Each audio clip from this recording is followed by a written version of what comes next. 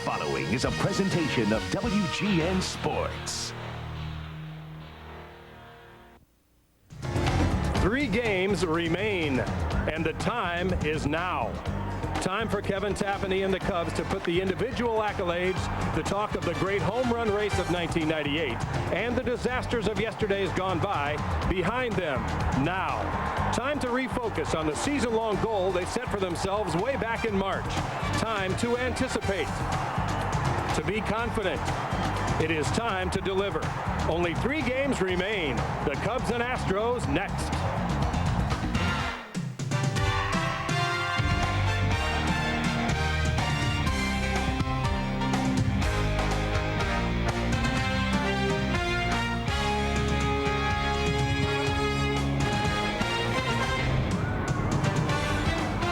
Dogfight for the wild card playoff spot in the National League comes down to the final weekend of the season. With an eye on the Mets and the Giants, the Cubs take on the Houston Astros. Good evening, everybody, from the Astrodome. Dan Roan sitting in for Chip Carey tonight, along with Steve Stone. Nice to have you along for Cubs baseball on WGN. Steve, it's all tied up. The Cubs and the Mets, with the Giants lurking just 1 game behind, and Houston set to give the Cubs everything they can handle this weekend. The Astros are going to play their A lineup. They're going to play these games as hard as they can possibly play them. For the Cubs, Brant Brown is in left field, and that's a good sight because yesterday's GOAT could be tonight's hero, and hopefully the script will be written just that way. And for Kevin Tapani, he's got to face a very good ball club in their home park with a couple of guys that's really hurt the Cubs. They have been pains in the Astros. Craig Biggio and Moise Alou just part of this killer Houston lineup that Tapani will try to stop here tonight.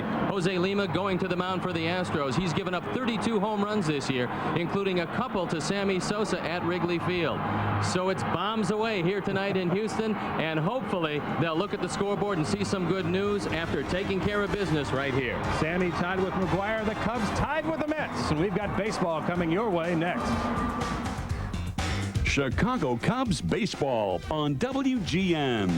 Brought to you by Brewery Fresh Budweiser, the official beer of Major League Baseball. The Discover Card, the card that pays you back with a cashback bonus award. AutoZone, the best parts in auto parts. Pepsi, Generation Next. ComEd, the official electric company of the Chicago Cubs. ComEd, what do you do with your power? And by Southwest Airlines, offering low fares and frequent flights. Southwest Airlines, the official airline of the Chicago Cubs.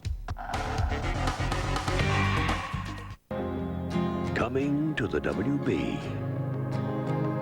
A new series about growing up. If you want to make this decision, I will not financially support it. Breaking away and falling in love. How can you think that you're in love with me? You don't even know me. Nothing comes easy when you follow your heart. I had never made a substantial choice in my life, and that's why I came here. A new series coming to the WB. Felicity. Premiering Tuesday night at 8 on WGN. Ever wonder where all those SUVs come from? Almost without exception, from people who also put their name on cars. One exception, Jimmy from GMC, the company that sold trucks exclusively for almost a century. Jimmy offers a long list of luxury amenities and also delivers the capability and versatility of an authentic truck. Get up to $2,500 cash back or get $3,000 in average finance savings with low 0.9% APR GMAC financing. See your Chicagoland and Northern Indiana GMC dealer today, the truck professionals. If you thought AT&T One Rate Plus made calling simple at 10 cents a minute, a little too simple, maybe. Now there's something that'll have you calling even more. What, are you sick? Introducing 5 cents a minute on weekends. That's half off. AT&T One Rate Plus. 10 cents a minute, anytime, anywhere, and now 5 cents a minute on weekends. How do you sleep at night? Some of you dialing perhaps a little too hard. To get 5-cent weekends, call now to enroll. Catch the Cubs year-round from your friendly confines. Subscribe to Vine Line, the Cubs' monthly newspaper. Vine Line is the inside line on the Cubs with coverage that includes player interviews, expert analysis, outstanding photography, and more. Vine Line makes a great gift for any occasion. Call 773-404-CUBS today and receive a free gift with your subscription. Rates start at just $19.95. To order, call 773-404-CUBS. late arriving crowd in the Astrodome tonight for this first of a 3-game series between the Cubs and the Houston Astros that will close out the 1998 regular season. And right now let's take a look at the Cubs batting order, brought to you by Pepsi. It looks like this, the same one you usually see against right-handed pitchers. Lance Johnson in center field, Mickey Morandini at second, Sammy Sosa batting third tonight with Mark Grace in the cleanup spot. There's Brant Brown, who had some trouble the other day in Milwaukee, hoping to redeem himself tonight in the number 5 spot, doing very well against the Astros this year. Gary Gaetti at third, Tyler Houston behind the plate, Jose Hernandez at shortstop, and the pitcher tonight, Kevin Tapani.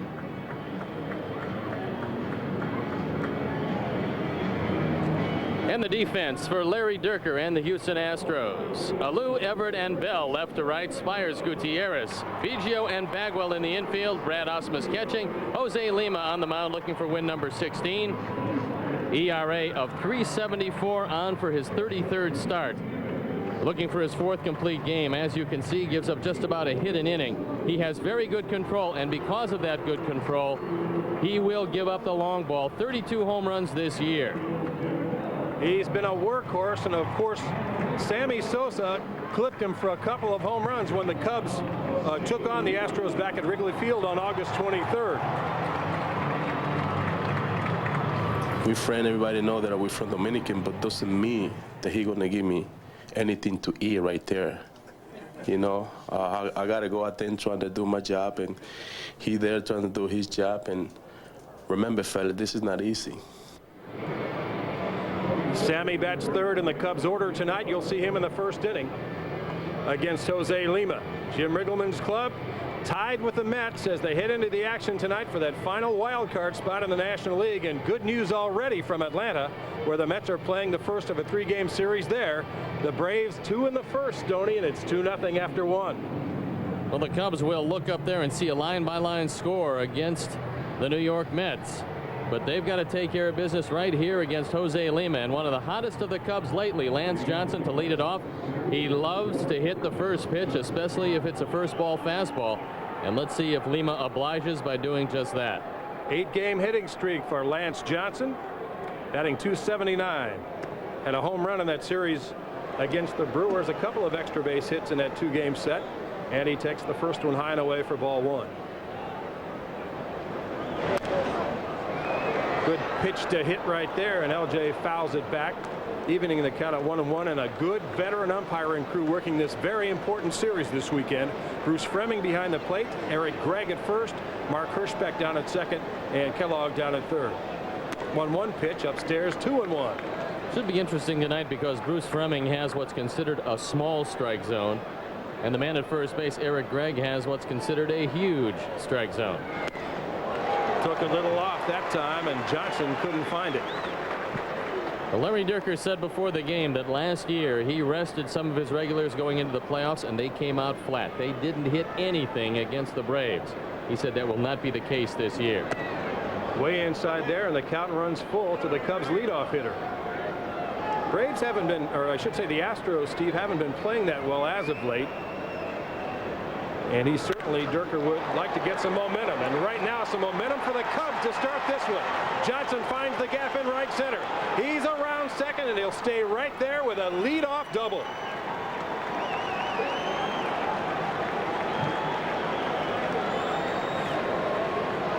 A good way to start it off, and now Mickey Morandini is going to have to try to pull the ball and move along Lance Johnson. So Lance Johnson worked the count to 3-2, and then got a fastball to hit. Hit it and hit it hard. So LJ at second base, nobody out, and Mickey Morandini stands in. Morandini batting an even .300 this year, 8 home runs and 53 knocked in. The perfect guy to get this runner over to third base and into scoring position. Sacrifice bunt works out. Morandini out at first, and Lance Johnson down to third. The play has to be called by Brad Ausmus behind the plate because he has a play in front of him. He saw Lance Johnson get a pretty good jump. He knew that Lima had no play at third, so he was yelling first all the way. And now Sammy will have a chance to drive home run 157 as we take a look at a very good sacrifice by Mickey Morandini. So Jim Riggleman playing for the early run.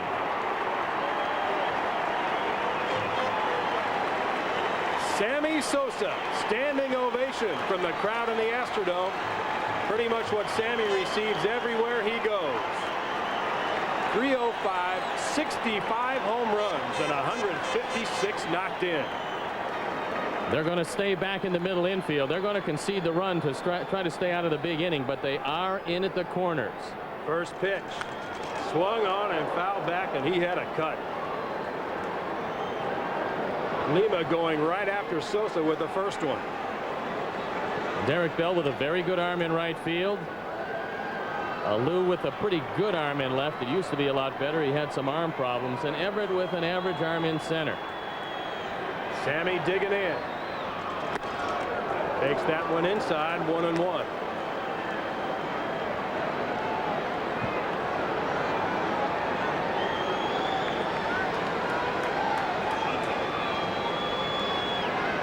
The pitch. Swung on and hit the right center. Biggio plays the pop-up, and Lance Johnson cannot advance. Well, Lima just went hard. The third of 3 fastballs got in on the hands of Sammy Sosa, and Sammy couldn't do anything with it. So for the moment, Lance Johnson frozen 90 feet away from home plate. A pretty good pitch by Lima. As he goes with a fastball, it's inside. Sammy tried to get his hands out, but couldn't get any extension, and he pops him up. So that leaves it up to Mark Grace if the Cubs want to get on the board here in the first inning. Grace in the cleanup spot tonight against the right-hander Lima, batting .311. Career high 17 home runs for the Cubs first baseman with 89 knocked in. He'd like to make it 90 right here. Mark Grace has not hit very well against Lima. And for whatever reason, Mark Grace, who has a .300 average against most everybody, has hit just .200 against Jose Lima and just .167 this year. Ahead in the count early, 2-0. If you're wondering who's going to the mound for Atlanta, it's not one of the big 5. It's a youngster by the name of Bruce Chen, who's shut out New York through 2, and the Braves have a 2-0 lead heading into the bottom of the second in Atlanta. And Grace up 2-0 on Lima. Takes one right down the middle, strike 1. Outfield shades Grace a little toward left. Medium deep, respecting Grace's power. Lance Johnson at third. The potential go-ahead run in the first inning. And Grace hit it hard toward the gap in left center, but not hard enough for Carl Everett to get there, and that's the end of the first for the Cubs. They strand a runner at third, and after a half inning under the dome, it's 0-0. Dig the hole, dig the hole, dig the hole. Catch the tail, catch the tail, catch the tail. Like the leg, like the leg, like the leg. Take a lesson from the dog. Focus on the simple things and you'll be happy. Find a fare, find a fare, find a fare. Now you have the freedom to fly Southwest from Chicago Midway to St. Louis for $30. But hurry, must purchase by October 12th. Find a phone, find a phone. Budweiser has 12 breweries located across the country. The Budweiser that you get from your local brewery is usually the freshest beer available in the marketplace. Budweiser sells very quickly. The average age of Budweiser on the shelf is about 40 days. Having local breweries ensures that your Budweiser is the freshest possible beer it can be by the time you purchase it. A lot of folks in Johnson City, Tennessee will tell you when you need a part for your car, go to AutoZone. The parts are top quality, the prices are low, and the people are helpful, like Gary Jennings. You see, when it comes to auto parts, folks will tell you Gary really knows his stuff. Oh, sure, they know there are other parts stores in town, but when it comes to getting the right part, the right price, and good advice from folks like Gary, there's just no place better than AutoZone. Well, the Cubs waste a leadoff double by Lance Johnson in the first inning. They fail to score, and now Kevin Tapani takes the hill for the Cubs. And this is the batting order he'll face tonight for the Central Division champion Houston Astros. Craig Biggio at second base, Billy Spires at third, Derek Bell in right field, and Jeff Bagwell in the cleanup spot. Moise Alou in left, Carl Everett in center, Ricky Gutierrez at short, Brad Osmus behind the plate, and the pitcher Jose Lima. And the Pepsi defense for the Cubs: Brown, Johnson, and Sosa left to right, Gaetti, Hernandez, Morandini, and Grace in the infield, and a battery of Tyler Houston. And Kevin Tapani going to the mound in search of victory number 20 in this his 34th start. He's given up more hits than innings pitched. He has very good control. But like Lima, he gives up home runs. He's given up 29 of them. He'll face a tough hitter to start, and starts Biggio off with a strike. Craig Biggio, .330, 20 home runs, 88 runs knocked in. And you probably have heard this week that Biggio became the second player this century to get 50 doubles and 50 steals in the same season. And a hot shot foul outside third, 0-2. Kevin Tapani has never beaten the Astros. Then again, he's never lost to them. Career mark of 0-0 with a .327 ERA. And Rod Beck looked like he was going to save number 50. An error did him in. Rod, like all of these Cubs, know that that's irrelevant at this point. Ground ball to shortstop should be no problem for Jose. And Biggio is out number 1.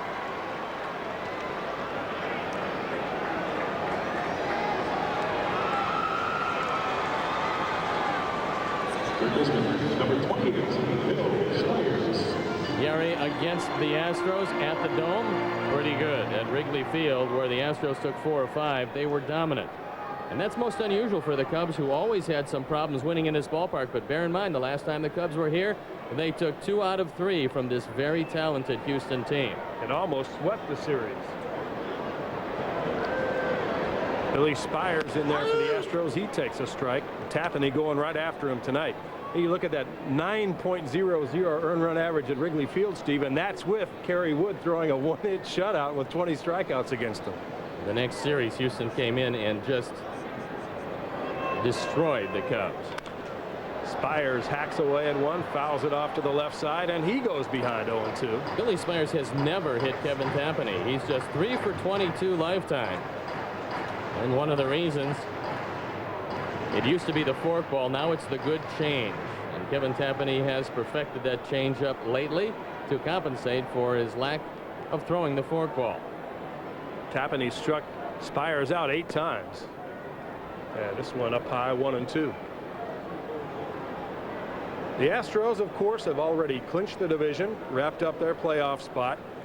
But as we said, Larry Dierker wants to keep the momentum going and keep his hot hitters hot. So he's going to play everybody this weekend.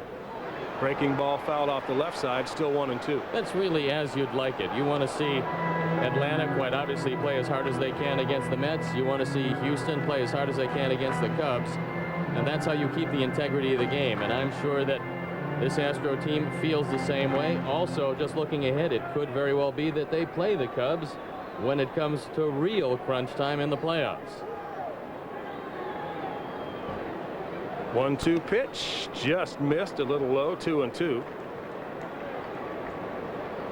Of course, the Mets in Atlanta, the Giants just a game behind the Mets and Cubs, playing in Colorado for the final series. Neither the Mets nor the Giants have won a game on the road in those 2 cities this season. Count runs full on Billy Spires. Well, Kevin Tapani must be pretty psyched up because he's thrown the fastball 93 miles an hour. That's just about as hard as we've seen him throw this year. He missed with a changeup away. He's been almost exclusively working in with fastballs in, trying to keep the ball right in on his hands. 3-2 pitch. Up the middle into center field, and Spires is aboard for the Astros here in the first. That was the first time that Kevin got that fastball out over the plate, and Billy Spires took advantage of it by singling right back up the middle.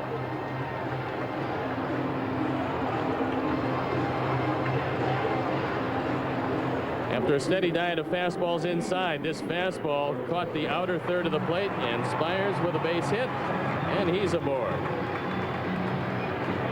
So with 1 out and 1 on, Derek Bell steps to the plate for the Astros, having a huge season down here under the dome. .313, 21 homers, 106 knocked in. He has grounded into 14 double plays, however. Menacing hitter. And hit it hard to left. Brown back to the wall, but that one's leaving.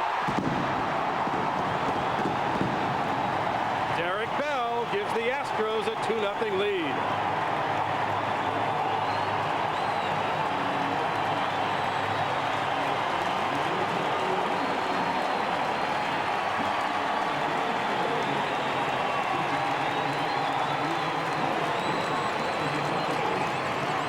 RBIs 107 and 108 for Derek Bell.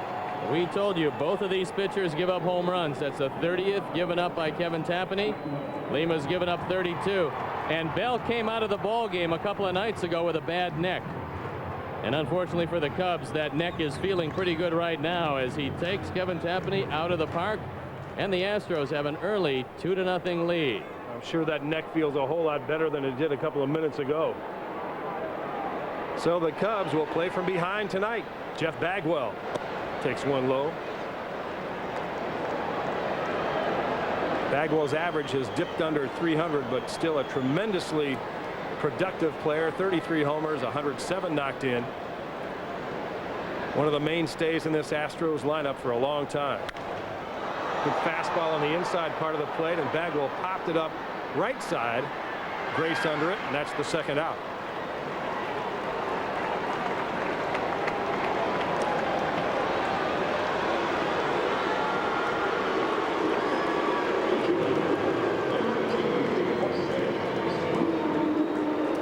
Those are not boos you hear in the background. That's Moises Alou stepping in. And what a year he's had. Alou for MVP. And Stoney, here you go with a couple of guys who certainly could lay claim to that title. Well, a lot of folks here think that Moises Alou is the key to this Houston team. And he probably is just that. But when you stack up his numbers head-to-head with Sammy Sosa, quite frankly, Sammy's dwarfs it. But Alou has been the man who's carried this team most of this year. And he's one of the reasons why they won the Central. 1-0 pitch. Shanked off to the right side. 1-1.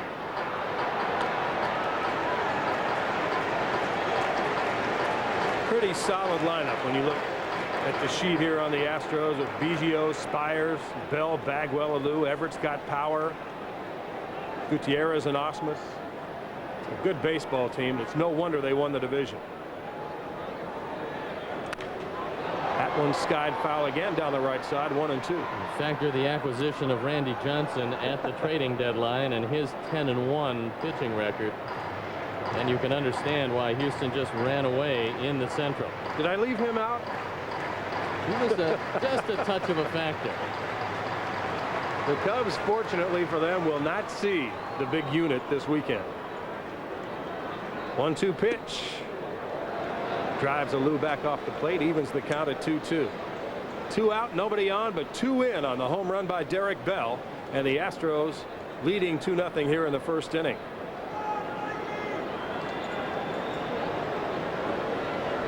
Two pitch. Little nubber down the first base side. Grace runs over to snag it, and that's the inning. But the Astros score 2, and after 1 here under the dome, it's 2-0 Astros.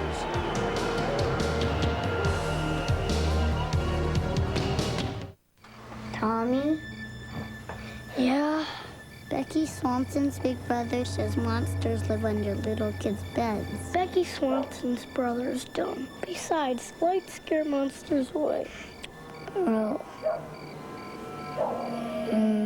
Tommy? He says they live in closets, too. These boys warded off countless monsters for 9 straight hours. ComEd, what do you do with your power? Time is running out, and this is your last chance to save big during your Ford Store's factory authorized clearance.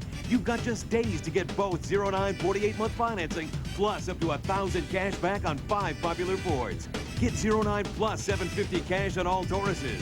Get 0-9 plus $1,000 cash on all ZX2s, Escorts, and Contours. Even get 0-9 plus $1,000 cash on the best-selling Ranger. But time is running out. Get to the factory authorized clearance at your local Ford store today.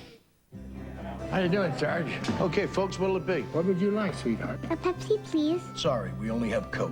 Now you've done it. You're sorry? Not half as sorry as you're gonna be. I ordered a Pepsi, pal. She's got a mind of her own. What's with this guy? Look, I just thought... You thought? What you really thought was that I don't know the difference between Pepsi and a Coke, right? Here's your Pepsi. Thank you.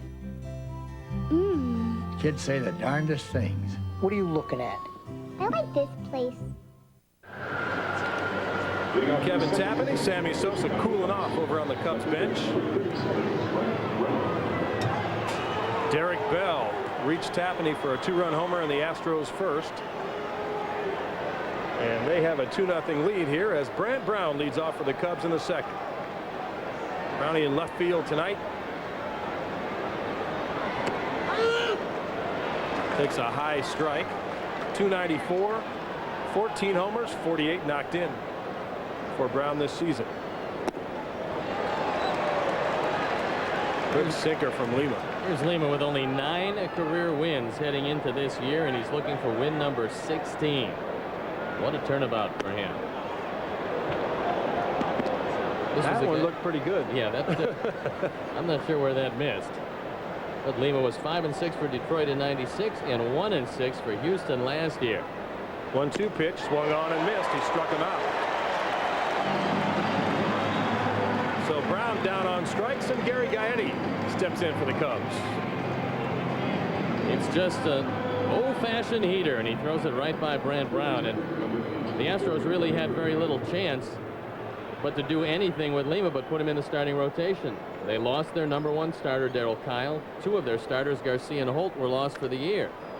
And so they had to take Lima out of that bullpen, give him an opportunity to start, and he certainly has justified their faith as he's been one of the mainstays in the rotation this entire season. Gaetti hits it hard to center field, but Everett jogs back a few steps, hauls that one in for out number 2. Lima came over in a huge trade, and that trade was with the Detroit Tigers. He came along with Brad Osmus, Trevor Miller, C.J. Nitkowski, and Darrell Ward in exchange for Doug Brocail, Brian Hunter, Todd Jones, Orlando Miller, and a player to be named, as well as cash considerations. It was that deal with Detroit that really helped to set up the Houston Astro team.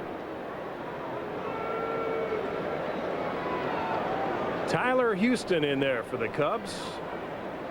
2 out, nobody on. First one high and away, ball 1. Tyler seeing a lot of playing time in Jim Riggleman's catching platoon here against the right-handers. And he's ahead in the count 0-2, or 2-0, I should say. Tyler, 257 for the year. 8 homers and 32 knocked in. That one fouled off to the left side and back out of play. 2-1. Well, no damage done for the big guy in St. Louis tonight. A walk in the first inning for Mark McGwire as the Cardinals take on the Expos.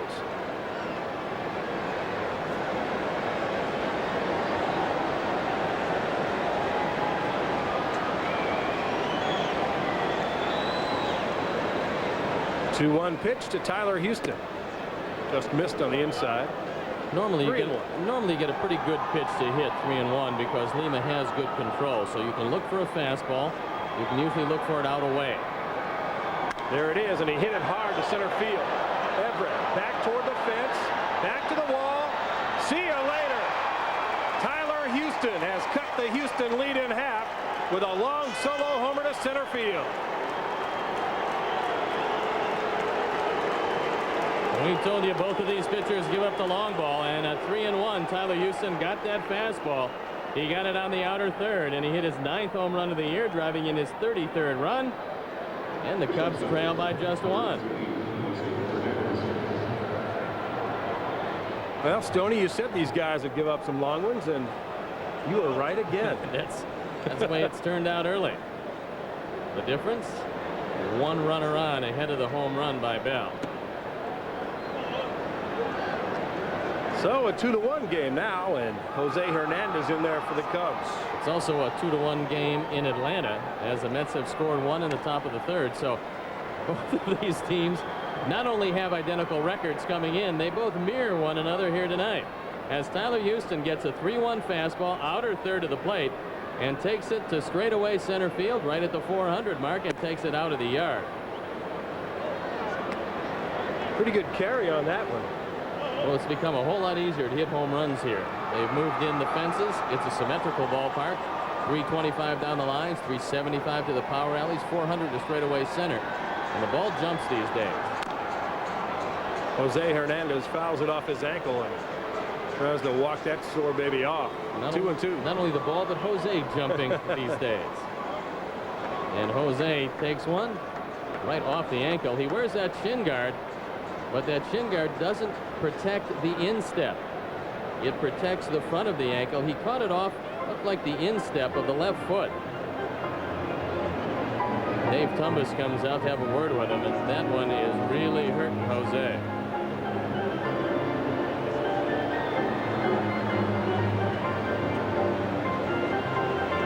You know, you see those kinds of plays all the time. They look fairly innocuous. The guy usually jumps back into the box, but from time to time, something a little more serious can happen, and you may miss some time. Will Clark in Texas had a similar injury and has missed some games in the last couple of weeks or so. Mark Grace broke his toe the first series of the year. And so it can happen. That's why I'm still surprised that there isn't any type of polyurethane coating over the front of the foot of the hitters, especially on, in this case, the left foot, because if you're going to foul one off, that's where you're going to foul it, off that instep of the left foot. That's exactly what Jose did. He appears to be okay, and that is a very good sign for the Cubs as Jim Riggleman and Dave Tumbas breathe a sigh of relief. And we'll watch it one more time. Jose gets it right off the instep of the left foot. Tony Phillips with an RBI single, cutting the lead. And Hernandez is swinging a miss, and that's it for the Cubs in the second, but they score one on the Tyler Houston home run. And after an inning and a half, it's the Astros 2 and the Cubs 1. Ever wonder where all those SUVs come from? Almost without exception, from people who also put their name on cars. One exception, Jimmy from GMC, the company that sold trucks exclusively for almost a century. Jimmy offers a long list of luxury amenities and also delivers the capability and versatility of an authentic truck. Get up to $2,500 cash back or get $3,000 in average finance savings with low 0.9% APR GMAC financing. See your Chicagoland and Northern Indiana GMC dealer today, the truck professionals. Are you old school? Old school is vintage. Angelo's teenage genius does the rest. The red, white, and blue ball, that's old school. Roberto Clemente. It's gone for a home run for Roberto. I'm old school, like Mike Singletary's eyes. Fair Five is old school. Porsche 917. Jackie Robinson. Twilight doubleheader. Walter Payton. JoJo White. That's old school. Joe Frazier, old school. An explosive left to the jaw, and Muhammad Ali goes down. All right, dude, you want to be old school? Call the number. Where in the world should you be investing now? There's opportunity all around the globe. Overseas markets can be rewarding, but there are always risks. You need a guide who knows the way. If you want to invest in foreign markets, you have to be in those markets, and Prudential's there. We think our global research capability gives our investors a real advantage. Find Prudential's investment know-how all around the world and right around the corner. This portion of Chicago Cubs baseball on WGN is brought to you by your local Chicagoland and Northern Indiana GMC dealers. Don't say that word. Relive a powerful moment. Take it back. Seventh Heaven Beginnings. Sunday night at 6 on WGN. Back at the Astrodome, Houston leading the Cubs 2-1 as they head to the bottom of the second inning. A lot of Cub fans in the ballpark tonight. And Carl Everett standing in to lead off against Kevin Tapani, swinging a miss, strike one. Well, Everett's been just absolutely a tremendous player for this ball club. They took a chance on him, and we're not sure exactly what's going on, except Eric Gregg, I think, wants to wave off the first pitch as a pigeon. A pigeon is flying around Brant Brown. Come on, Brownie, catch him. He's trying to get him to fly after his hat, but the pigeon is having none of it. Where's my BB gun? Well, obviously they're concerned about a foul ball. Okay, that's enough of that. Come on, Bruce Fleming, get down there and catch that bird. Fleming standing between third base and home plate. Well, Bruce doesn't look real happy about that particular occurrence, but it's nature, Bruce. There's not much you can do. You know that stuff's not supposed to happen indoors. Jim Riggleman wants to say that that was a strike, but I think Eric Gregg waved it off before the pitch. Well, the crowd was really buzzing, and I think Everett tried to step out and see what the heck was going on there. Well, what else can happen? Well, we all know about the Black Cat saga in 1969. So this is the Gray Pigeon saga in 1998. And Brant Brown is probably wondering just exactly what's going on with his hat, his glove, or anything else. That pigeon was taking quite a liking to him. All right, no count. Here's the first pitch of the inning to Carl Everett. And it's right where the other one was, except Everett didn't swing at this one. So he goes ahead 1-0. It's been a remarkable year for Everett. They took a gamble. Everett had some personal problems in New York, and he's turned into gold for them. He's been a switch hitter most of his life, and he's a much better hitter from the left side, where 12 of his 15 home runs have come. 2-0 pitch, swung on and missed. Both these pitchers appear to have pretty good stuff tonight. Each has laid one over the plate and has had one knocked over the wall, but other than those two hitters, they look pretty good. Everett squares around a bunt, instead takes ball 3. This team is a good contact team, and so that's why you want to keep the walks to a minimum. And this team will try to run you out of the ballpark. 154 steals. They've been caught just 50 times. And Carl Everett draws a walk to lead off the Astros second. Chicago Cubs announced today that all-star outfielder Sammy Sosa is organizing a relief effort for victims of Hurricane George in the Dominican Republic through the Sammy Sosa Charitable Foundation. Hurricane George raged through the Caribbean earlier this week, leaving a path of destruction in Puerto Rico, Haiti, Cuba, and Sammy's homeland, the Dominican Republic. Monetary contributions can be sent directly to the following address. You see it on your screen. Ricky Gutierrez takes strike 1. Everett with pretty good speed. He's stolen 14. Now he has a tendency to get picked off on occasion, and he's not a real good base runner. He's been caught stealing 12 times. So Gutierrez, who was grounded into 17 double plays, you might think about a hit and run or something along those lines. Not going. Swung on and hit towards short. Double play maybe. Out at second and out at first. So the Cubs turn it 5-4-3. Now 2 out and nobody on. Or 6-4-3 I should say. Everett went in awfully hard at second base. And Gutierrez for the 18th time grounds into a double play, and Larry Dierker decides not to run, and it cost him 2. Watch Mickey. Everett bearing down on him. Mickey goes up and over, gets the throw there. And that leadoff walk meaningless at this point.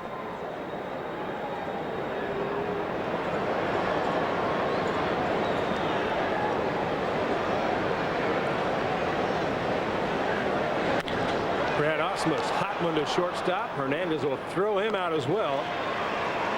And what started with promise for the Astros is over in a hurry. No runs, no hits, no errors, and nobody left in the second. After 2, it's 2-1 Houston. This portion of Chicago Cubs baseball on WGN is brought to you by your local Chicagoland and Northern Indiana GMC dealers. All through the store, no matter where you look, you'll find the very finest values, fresh to your family from Jewel. Slice up sweet jumbo cantaloupe, 79 cents each with preferred card. Create a fresh lunch treat with chicken of the sea chunk light tuna, 49 cents a can with preferred card. And double up on Jewel large eggs, Dole garden salad, Purdue roasting chicken, and more at our buy one, get one free sale. It's all yours. Fresh to your family from Jewel.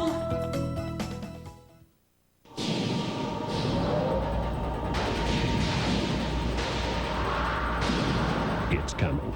And this time there's something new. Now there's a wind tunnel by Hoover that's self-propelled, so it almost works by itself.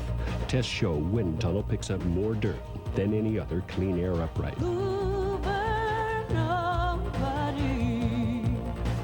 And now you can get one that's self-propelled. Self-propelled wind tunnel.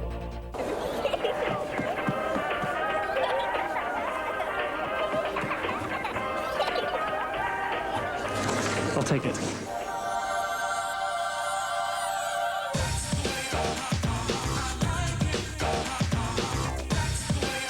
Feel like you're in heaven now. Get a cashback bonus award later. Hallelujah. Discover the feeling. It pays.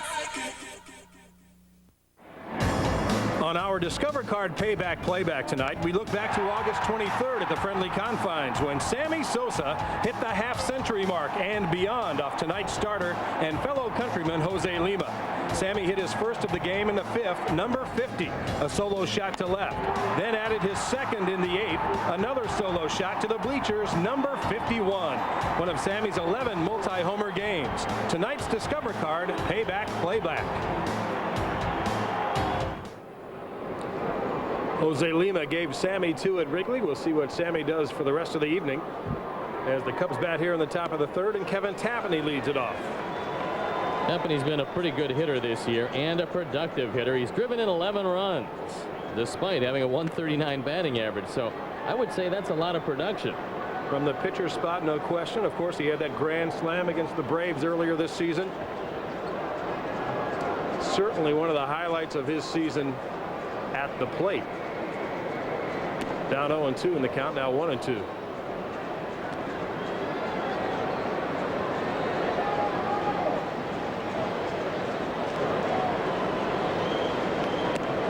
Swing and a miss, and Tapani down on strikes to start the Cubs' third. Third strikeout for Jose Lima.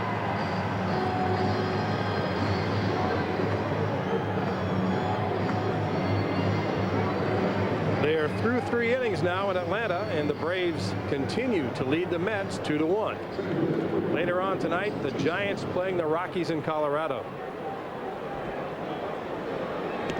And Lance Johnson, who led off the game for the Cubs with a double, takes strike 1 from Lima. And that gives Lance a 9-game hitting streak.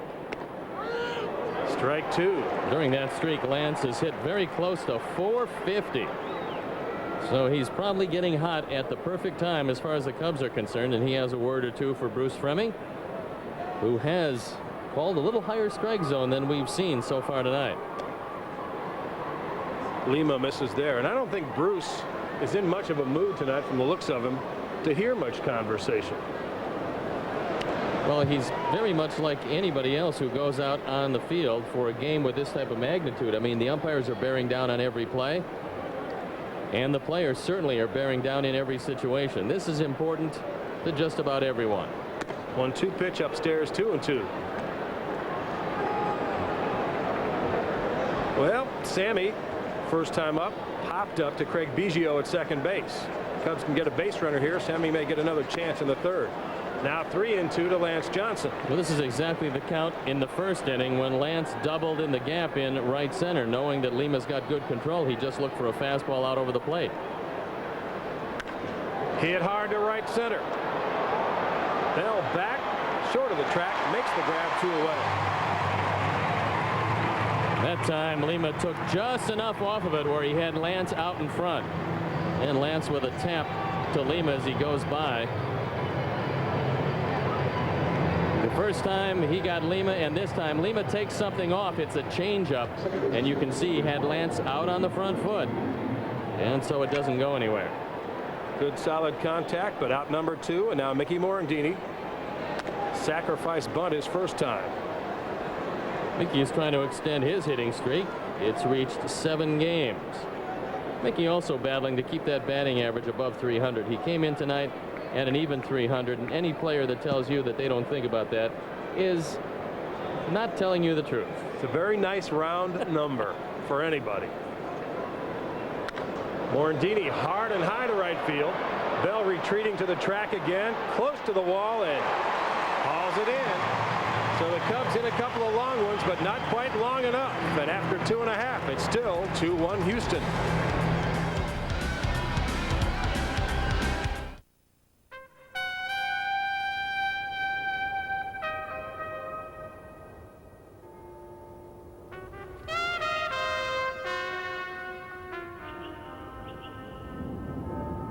Got an old buddy waiting for a visit in Washington?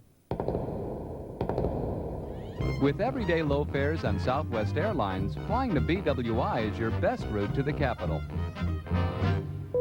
You are now free to move about the country. Dude, get down. It's my chair. Let's go. I'm not playing games. Okay, here we go again. Oh, Duke.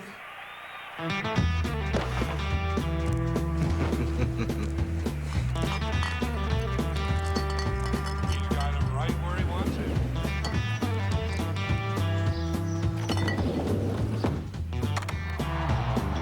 Just a bit outside. Hey, those dog obedience classes really paid off. Ever wonder where all those SUVs come from? Almost without exception, from people who also put their name on cars. One exception, Jimmy from GMC, the company that sold trucks exclusively for almost a century. Jimmy offers a long list of luxury amenities and also delivers the capability and versatility of an authentic truck. Get up to $2,500 cash back or get $3,000 in average finance savings with low 0.9% APR GMAC financing. See your Chicagoland and Northern Indiana GMC dealer today, the truck professionals.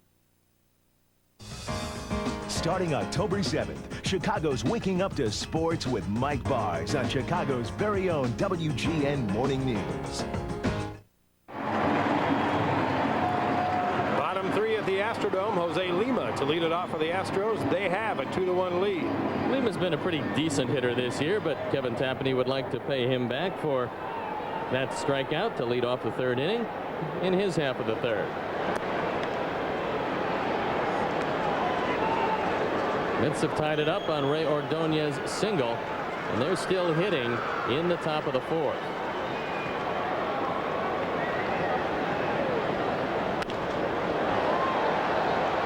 Lima sends one down the right side.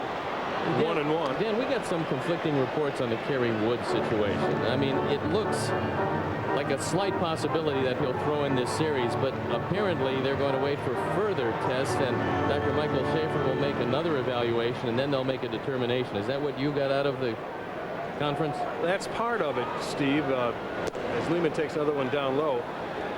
It also depends on what Jim Riggleman does with Terry Mulholland in the first two games of this series. Terry's scheduled to start on Sunday, but if he pitches in relief in each of the first two games and pitches substantial innings, shot by Lima to third, Gaetti knocked it down, throws him out, one away.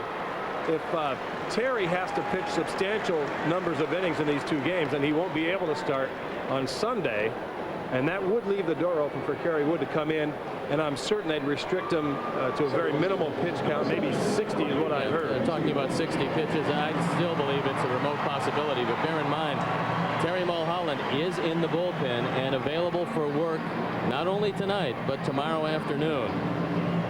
And so here's a guy whose rubber arm is going to be put to the test. And before it's all over, that man you're looking at could have a big say in this wild card race, and that's Terry Mulholland, who's been brilliant all year. Biggio trying to bunt. That was going to hit the dirt, and Gaetti can't come up with it. Not a good bunt by Biggio, but in a perfect spot. And he's aboard with one away in the third. Well, you couldn't have rolled it out there any better. He popped it up. Unfortunately, Kevin Tapani couldn't get to it. There was no way, even if Gary Gaetti does barehand this ball, you are not going to throw out Biggio at first base. It's actually a bad bunt. It's popped up, but as you see, Tapani couldn't get to it. It looked like Kevin took a bad angle to the ball. Instead of going at the ball, he seemed to come across. The ball, I think, fooled him. And now you have one of the best base runners in the league at first base, and a situation where you know they're probably going to test the combination of Tapani and Houston. With Biggio, 50 steals. He's been caught 7 times. Gary Gaetti halfway at third for Billy Spires. Biggio not going on the first pitch, which misses for ball 1. Well, now if you want to send him, it's a good time for the simple reason that you very rarely will see a 1-0 pitch out.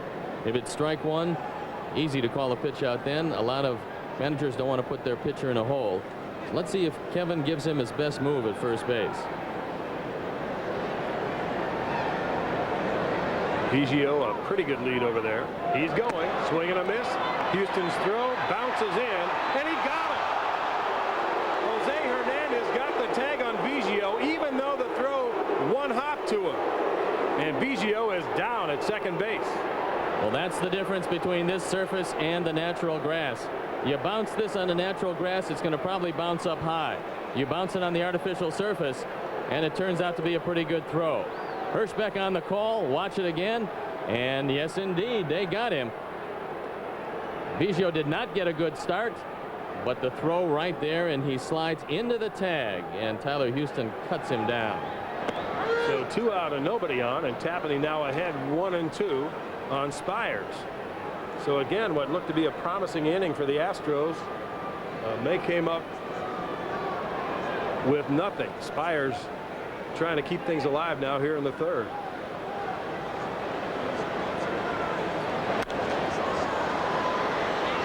That one's out of play. Still 1-2.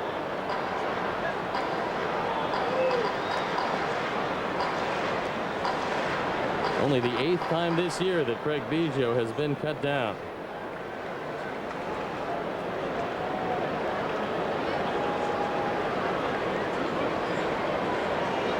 Tapani ready. 1-2 pitch. Bounced on the ground toward Morandini. Over to first, and that's the inning for the Astros. So no damage done for Houston in the third. Sammy's coming up to lead off the fourth for the Cubs. It's 2-1 Houston. A participating advertiser of Chicago Cubs baseball on WGN is Ford, your neighborhood Ford store. Quality people, quality products. I want to get close to you. With my Sure Shot Zoom, it's fun to do. From across the room, I just zoom and you come shining through. Get your shot with a Sure Shot Zoom, like the 105. There's no way I'll miss a shot like this. What a lovely close-up view. I want to get close to you. Get one of the Sure Shot Zooms from Canon. Fascination,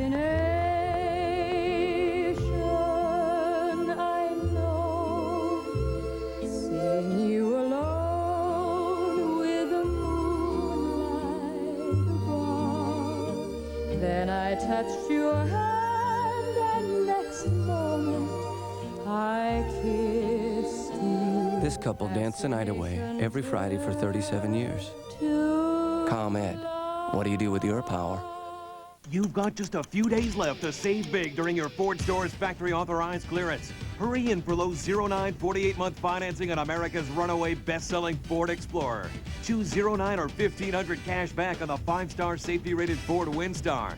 Get low 1-9 financing on all Ford F-150s. 0-9 plus $1,000 cash on all Rangers. Even great lease deals on Ford Expeditions. But there's just a few days left. Hurry to the factory authorized clearance at your local Ford store today. Shannon Doherty, Holly Marie Combs, Alyssa Milano, Charm. Premiering Wednesday, October 7th on WGN. Well, the crowd is filled in very nicely tonight in the Astrodome, and here's the main attraction. Sammy Sosa batting for the second time tonight. He popped up to second base in the first inning and now leads off for the Cubs here in the fourth. It'll be interesting to see what Lima tries to do with him. Last time he just went hard inside 3 straight pitches. And if Sammy's looking in there, it's going over that scoreboard. First one right down central, strike one. He went with the off-speed breaking ball on the first pitch, but he kept it out away from Sammy, and there are the targets.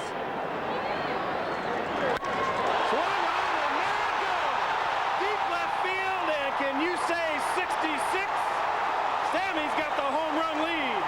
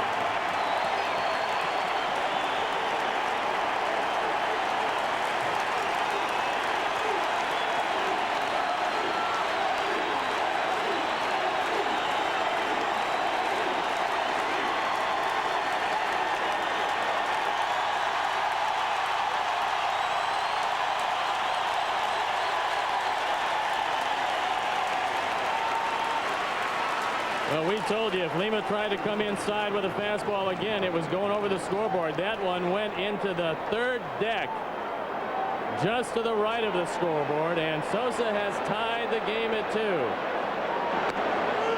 And now Mark Grace takes strike 1, but this crowd is buzzing.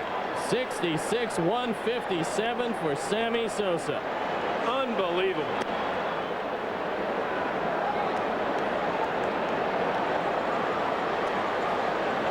Sammy with 66, McGuire with 65. As Grace fouls one off the right side. He needs to cool himself down. Just stay hot through the postseason, Sammy. This is the first time since August the 19th that Sosa has had the home run lead on McGuire. He had the lead for 2 and a third innings last time. Let's hope he stays with the lead a little longer. 66 home runs. And Lima trying to shake that one off, Stoney. Well, Lima's given up a couple of home runs, and that's something he's done a whole lot of. 34 this year. And there's the man who caught number 66. And Grace sends one towards center field. Everett drifting over to his right. And that's the first out of the inning. Here it is again. You see Osmus waiting inside. Lima throws the ball right where Osmus wanted it, and that was right where Sammy wanted it. An inside fastball, and he took it way back into the third deck. He just can't hit it much harder than that. Watch where this one comes down.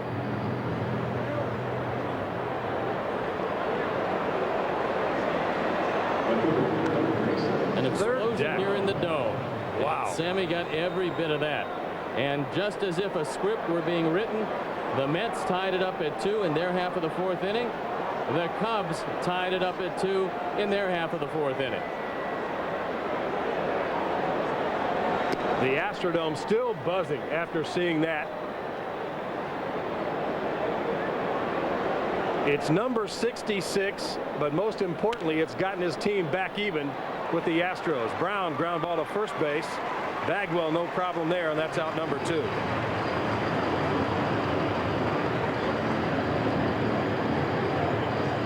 Hey, what can you say about this guy? 66 home runs.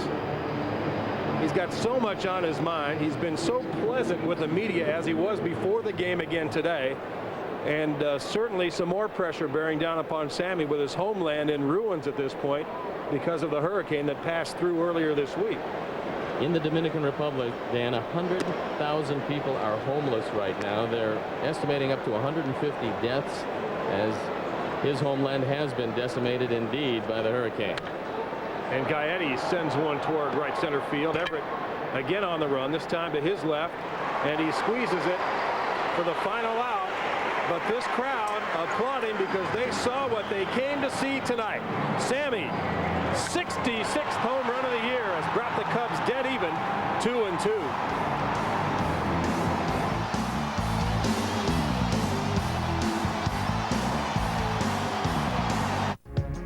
She will follow her heart to wherever it leads. Felicity. Premiering Tuesday night at 8 on WGN.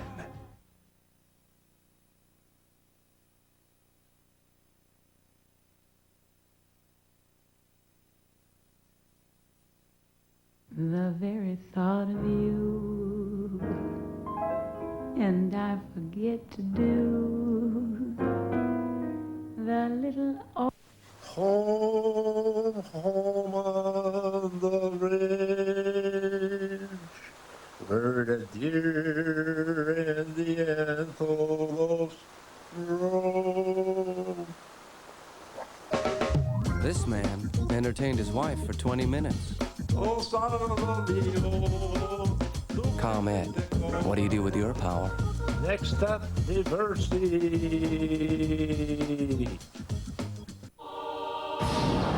It's back, and this time there's something new. Now there's a wind tunnel that's self-propelled. New self-propelled wind tunnel.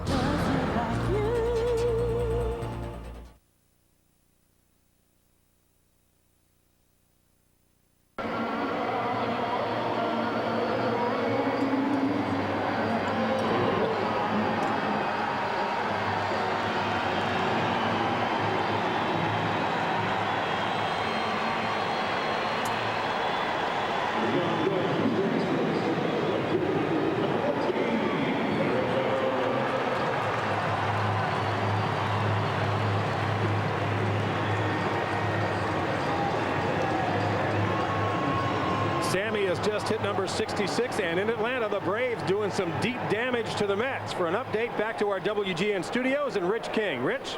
Okay, Dan, good news from Atlanta. Moments after Sammy connected, the Mets just tied the game 2-2 in the bottom of the fourth, though. The Braves took the lead. Here it is. Andrew Jones, a two-run shot off Rick Reed. And the Braves now lead that game by a score of 4-2 the game in the fourth in Atlanta. So good news all the way around right now for the Chicago Cubs. Back to Houston. All right, Rich, thanks. Good news from Turner Field in Atlanta as Derek Bell leads off for the Astros here in the fourth inning. It was Bell in the first who knocked one over the center field fence for a two-run Houston lead. The Cubs have come back to tie it up.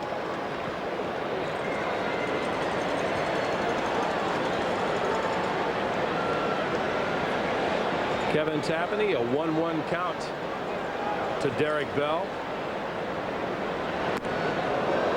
Big swing and a miss, 1-2. Going to be a tough inning as you head through the middle of a very potent Astro lineup.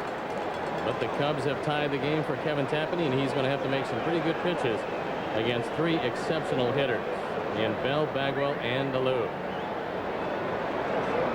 The 1-2 pitch. Here it is. That one's way upstairs, 2-2. Mets had the bases loaded, nobody out, came away with just one run in their half of the fourth inning, and Andrew Jones, instead of a two-run homer, it's 4-2 Atlanta. Hot shot, center field base hit. Good start for the Astros here in their fourth inning.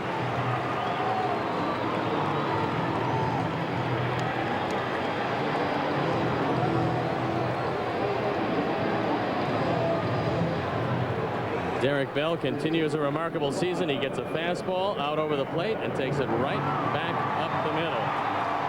And so now you got to deal with Bagwell, who has grounded into 14 double plays this year. Tapani has one double play ground ball, that coming in the second inning off the bat of Ricky Gutierrez.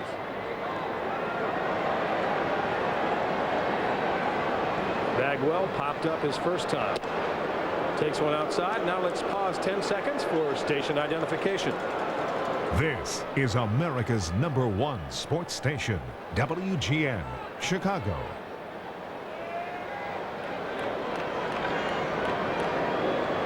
Dan Roan and Steve Stone back in the Astrodome. Kevin Tapani breaking ball over. 1-1 with Jeff Bagwell. Runner at first. Nobody out here in the fourth inning of a 2-2 game, and the highlight so far has been the mammoth home run from Sammy Sosa, his 66th of the year. Bagwell digging in. Fouled up the right side. He falls behind 1-2. Bagwell has never had a hit against Kevin Tapani. And Kevin hoping that trend continues. He's got a man to first base who runs pretty well in Derek Bell, but the Astros have already had their best base runner cut down by Tyler Houston. Bell has been busy. Stolen 13 bases, been caught 3 times.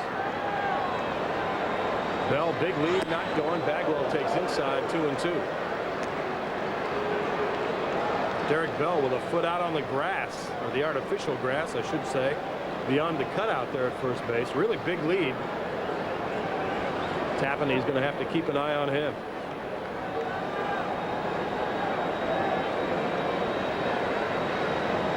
There he goes. Foul ball at the plate. Count holds at 2-2, and Derek, who doesn't feel all that well anyway after injuring his neck this week, will have to head back to first after a meaningless slide there at second base. You see that padding on the left hand of Jeff Bagwell. He's had a couple of broken hands, and with that padded area, he can lean out over the plate, take his first step toward the plate, and not worry about getting hit off that hand where all those small bones are easily broken on a good fastball. 2-2 pitch. Popped him up behind the plate and out of play. Stays 2-2. Bagwell swung at a bad pitch there.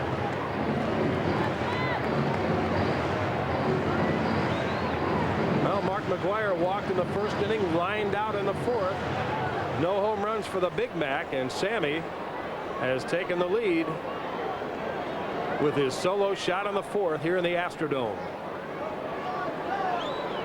What a blast. Unbelievable where that ball landed.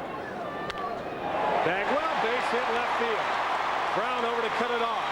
And Derek Bell will hold at second, but the Astros have something going here in the 4th inning. Well, Derek Bell didn't want to run because he didn't know if this one was going over the head of Gaetti. Kind of a humpback liner. Gaetti goes up, doesn't miss it by much, but if you're a base runner, the last thing you want to do is get doubled up and taken out of an inning. So now you have to face Moises Alou with 2 on and nobody out. And Alou has grounded into 13 double plays, but what a hitter he's been, and especially against the Cubs. Bagwell and Grace having a little conversation down there at first base. Alou stands in, hanging over the plate. First pitch, fouled in the dirt, strike 1. This was a great addition to the ball club. They got Moises Alou from the Florida Marlins. And now it could get interesting in the wintertime because with Kevin Malone, the new general manager of the Los Angeles Dodgers, and an intimate knowledge of Felipe Alou, Moises said he can demand a trade. The man you're looking at, Jerry Hunsinger, would have to accommodate him if he did indeed demand a trade. He was traded in the first year of a long-term deal. And he said he wants to play for his father again. Hot shot, foul outside third, 0-2. Well, there's a break because that one just missed, and it would have gotten by Gaetti. You don't figure Alou's going to pull the ball with authority down that way, so Gary was playing off the line, trying to take away the hole between him and Jose Hernandez. I think the Astros still have high hopes of signing Alou in the offseason. He said he'd like to at least finish his career playing for his father. Well, his contract is in place, but if you're traded in the middle of a long-term deal, you can demand a trade at the end of that season.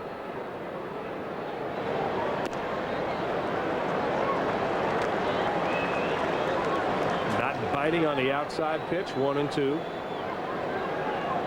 With runners in scoring position, you can see why Moises Alou has been so valuable to this team. However, if Kevin makes him pull the ball, if he can keep the ball away, you'll get that ground ball to the left side.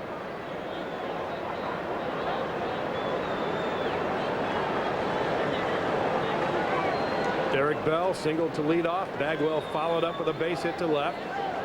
Those are your base runners. Nobody out in the 4th inning. 2-2 game in the Astrodome.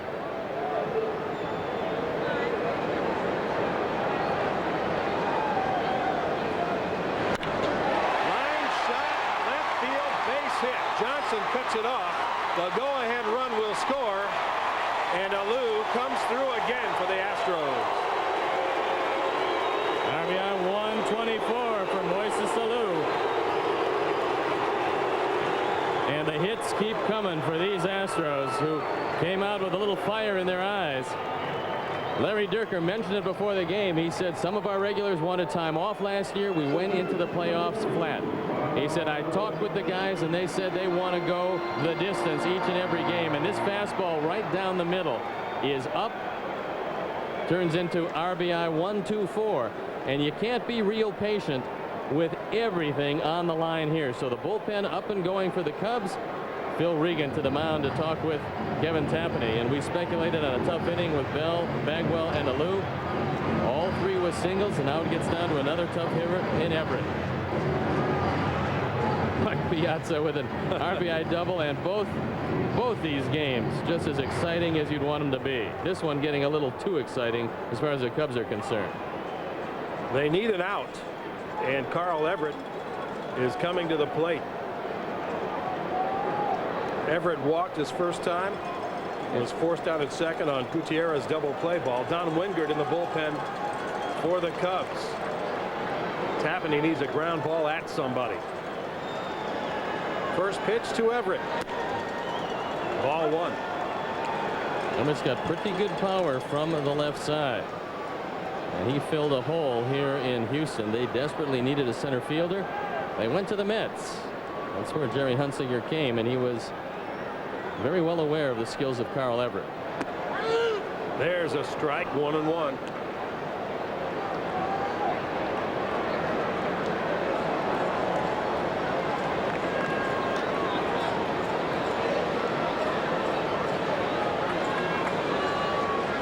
Runners at first and second. Nobody out and a run in already. Right down the middle, swing and a miss, 1-2. Well, if you get by Everett and keep the runners where they are, then you can still get out of it with the double play ground ball off the bat of Gutierrez. And that's what Kevin Tapani is thinking right here. He's pitching for his existence in this ball game. 6 hits for the Astros already. The 1-2 pitch, little low, 2-2.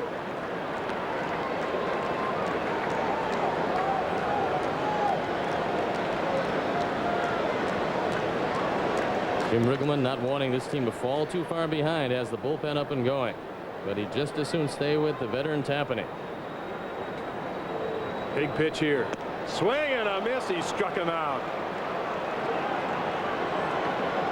A big out for Tapani and the Cubs here in the 4th.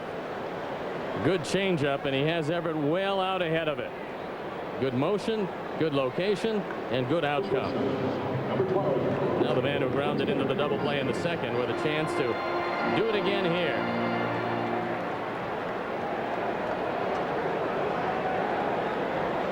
Ricky Gutierrez went 6-4-3 in the second. On the ground again, Gaetti. Out at second and out at first and out of the inning.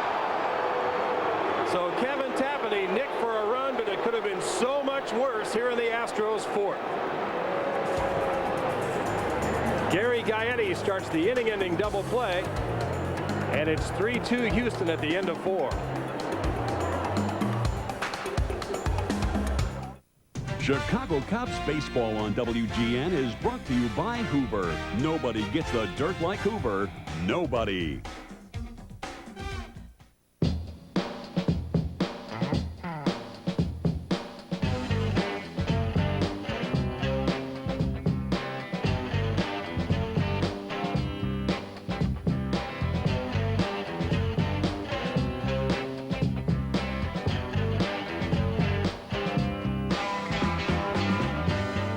This gentleman got the door for 42 people. ComEd, what do you do with your power?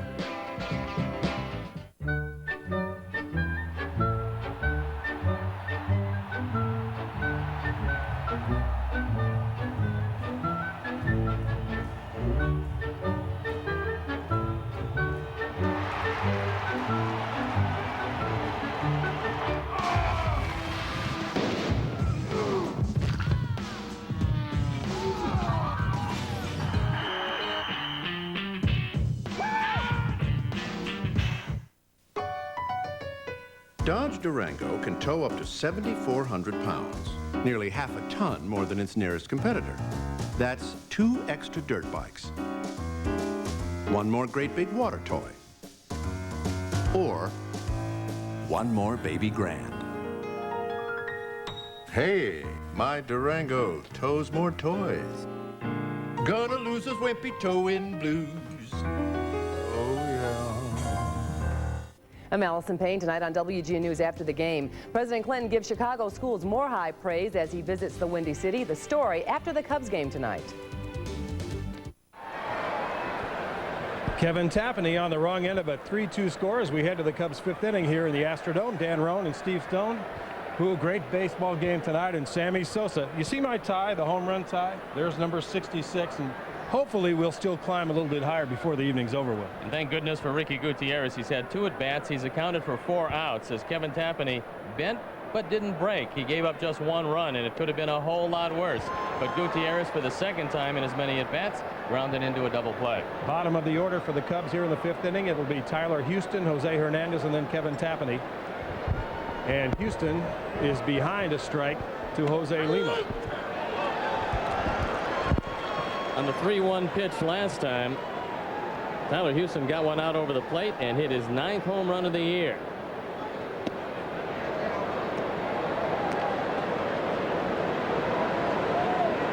Home runs have accounted for 4 of the 5 runs in this game tonight. 2 homers for the Cubs, a 2-run shot for Derek Bell, and well, that was close to strike 3 right there. One more time on Tyler's home run. 3-1 fastball, and both of these guys have been known to give up the long ball. Lima's given up 2. This was the first. Swing and a miss. Got him this time. The second home run for Jose Lima was a bit more historic as Sammy hit the third deck for number 66. More historic and a lot longer. Osmus wants it away. Lima gets it right there. It's a good changeup. You can see the motion. He turned it over, kept it away from Houston, and got him on strikes.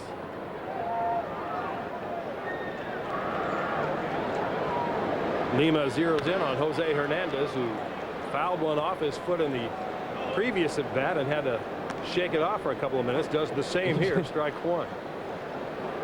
He just does it again in just about the same spot. Jose's probably saying, keep the ball away from me. You're wearing out my foot.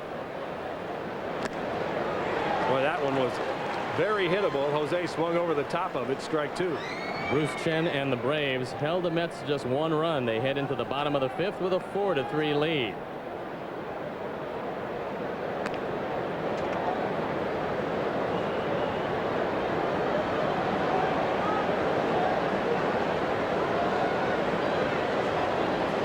Oh-2 pitch to Hernandez, just missed outside. Jose Lima, also from the Dominican Republic, was breathing a whole lot easier. He was finally able to get in touch with his family back home, and he found that they were all okay. And of course, our prayers go out to all of the ball players that have family anywhere in the Caribbean because of the decimation by the hurricane.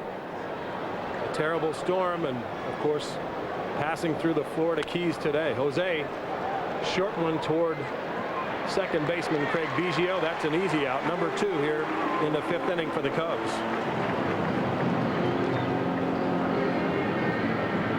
They're just starting in Colorado. The Giants are there against the Rockies, and it's going to be Thompson against Sean Estes. Estes has thrown very poorly since coming back off the disabled list. That's a game that the Giants desperately need. They enter today's action one game back in the wild card to both the Mets and the Cubs, but still very much a factor.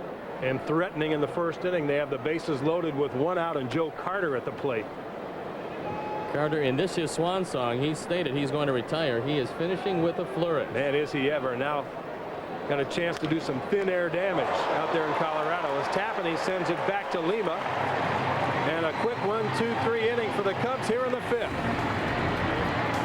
The Astros still hanging on to a 3-2 lead.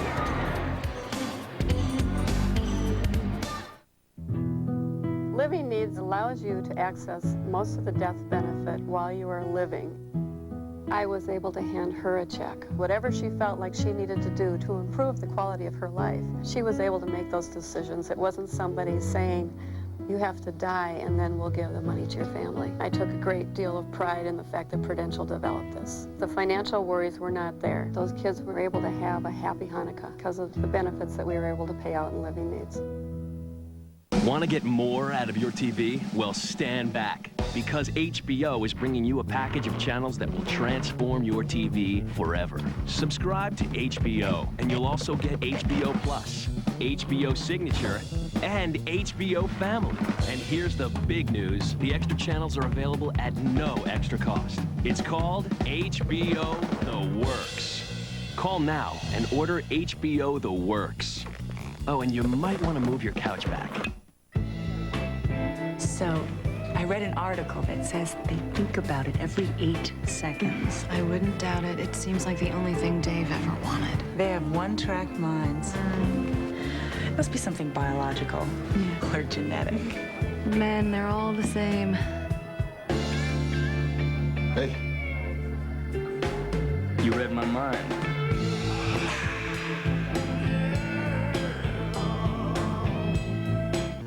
Say that word. Relive a powerful moment. Take it back. Seventh Heaven Beginnings. Sunday night at 6 on WGN. A participating advertiser for Chicago Cubs baseball on WGN is the new Dodge. From cars to minivans to trucks, it's about change. The new Dodge.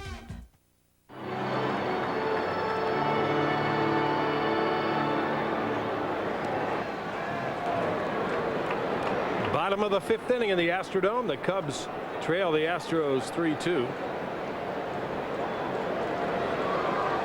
Kevin Tapani against Brad Osmus to start things off.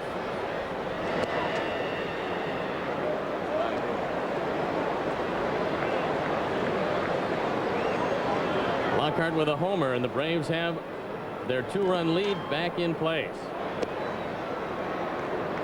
And here you don't want to walk Ausmus because then you give Lima a chance to sacrifice.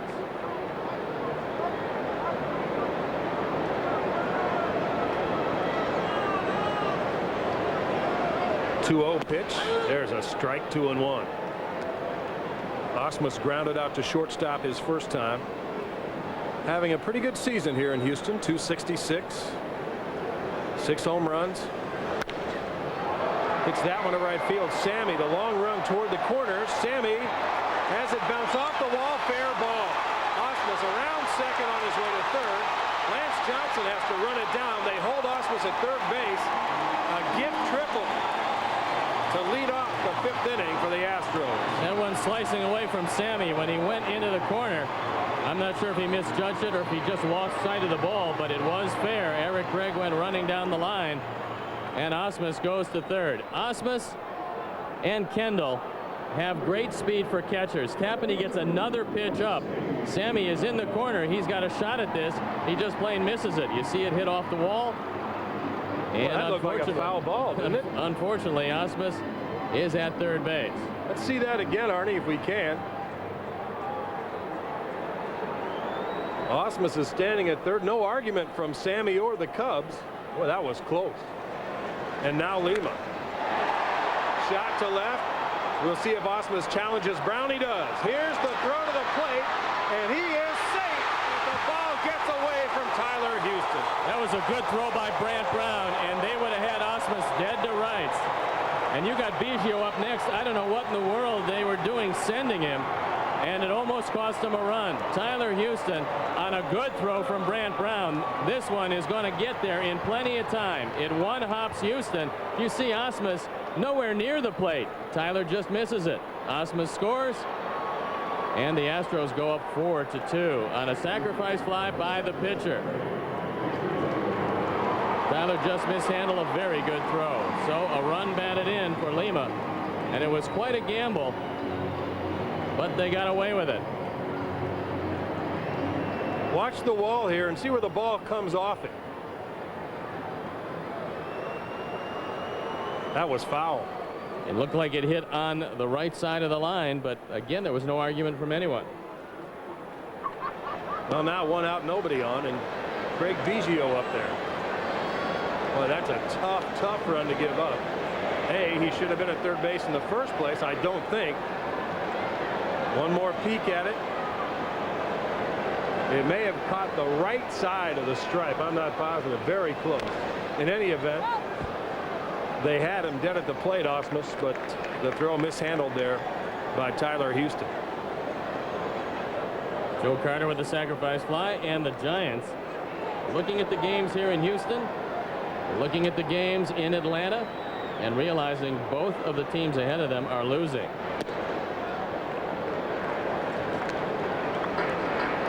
Two and one now to Biggio. Ground ball to shortstop. Singled in the third inning, was thrown out trying to steal.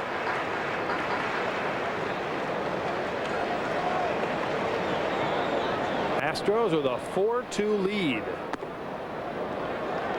And 3-1 now to Biggio. Looking ahead to the Cubs' 6th. It'll be the top with Johnson, Morandini, and stay tuned because Sammy Sosa looking for number 67.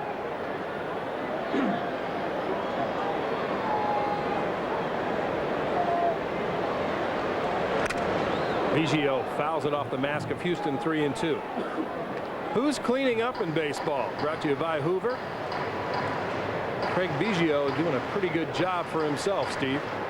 Well, you look at Bichette and Biggio along with Castilla, over 200 hits. Guerrero, that's Vladimir Guerrero, knocking at the door, and Bell with 195, and that's who's cleaning up for Hoover as far as hits in the National League. The count is full to Craig Biggio, and here's the pitch. Just low, and Biggio's aboard with 1 out. Jim Riggleman looking over his options. And again, you can't be all that patient. The man he does want out there is out there. The veteran Kevin Tapani, who did just a great job of getting out of that 4th inning after 3 straight hits. He gave up just the lone run, but they're going to get the bullpen up once again as we move to the heart of this very potent Astro lineup. Billy Spires now, and then Bell, Bagwell, and Alou to follow. 1 on, 1 out, 1 in here in the 5th inning for the Astros. They've taken a 4-2 lead.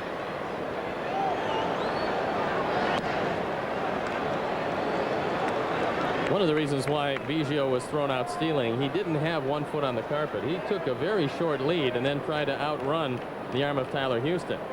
But for the 8th time this year, he was gunned down trying to steal. That coming in the 3rd inning after a single. About the same lead here, not going. Ball popped up left side. Brown waving his arms as he comes in toward the infield to make the play. And that's out number 2. And a big one it was.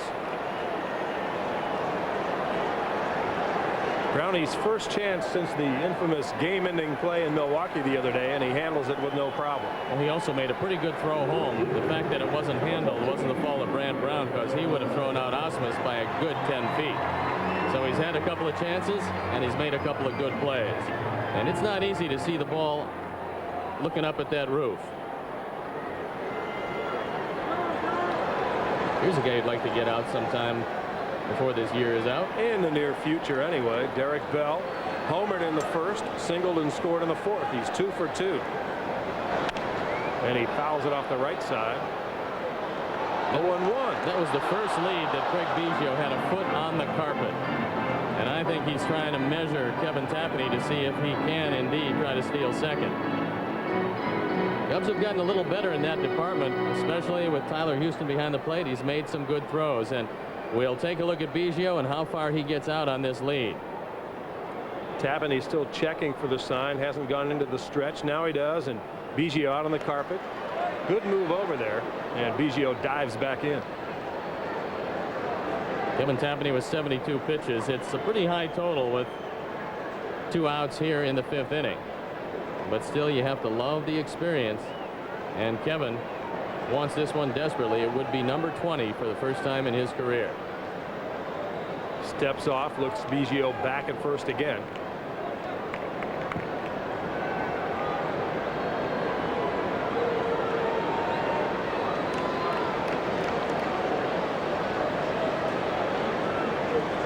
Not a good lead this time, and Bell takes high, 1-1.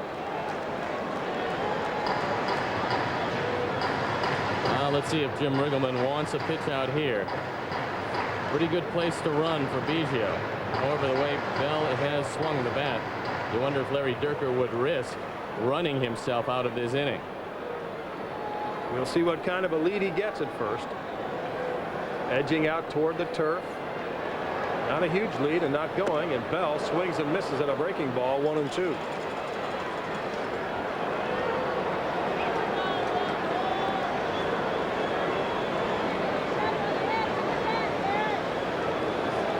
It's been a struggle for Kevin Tapani tonight.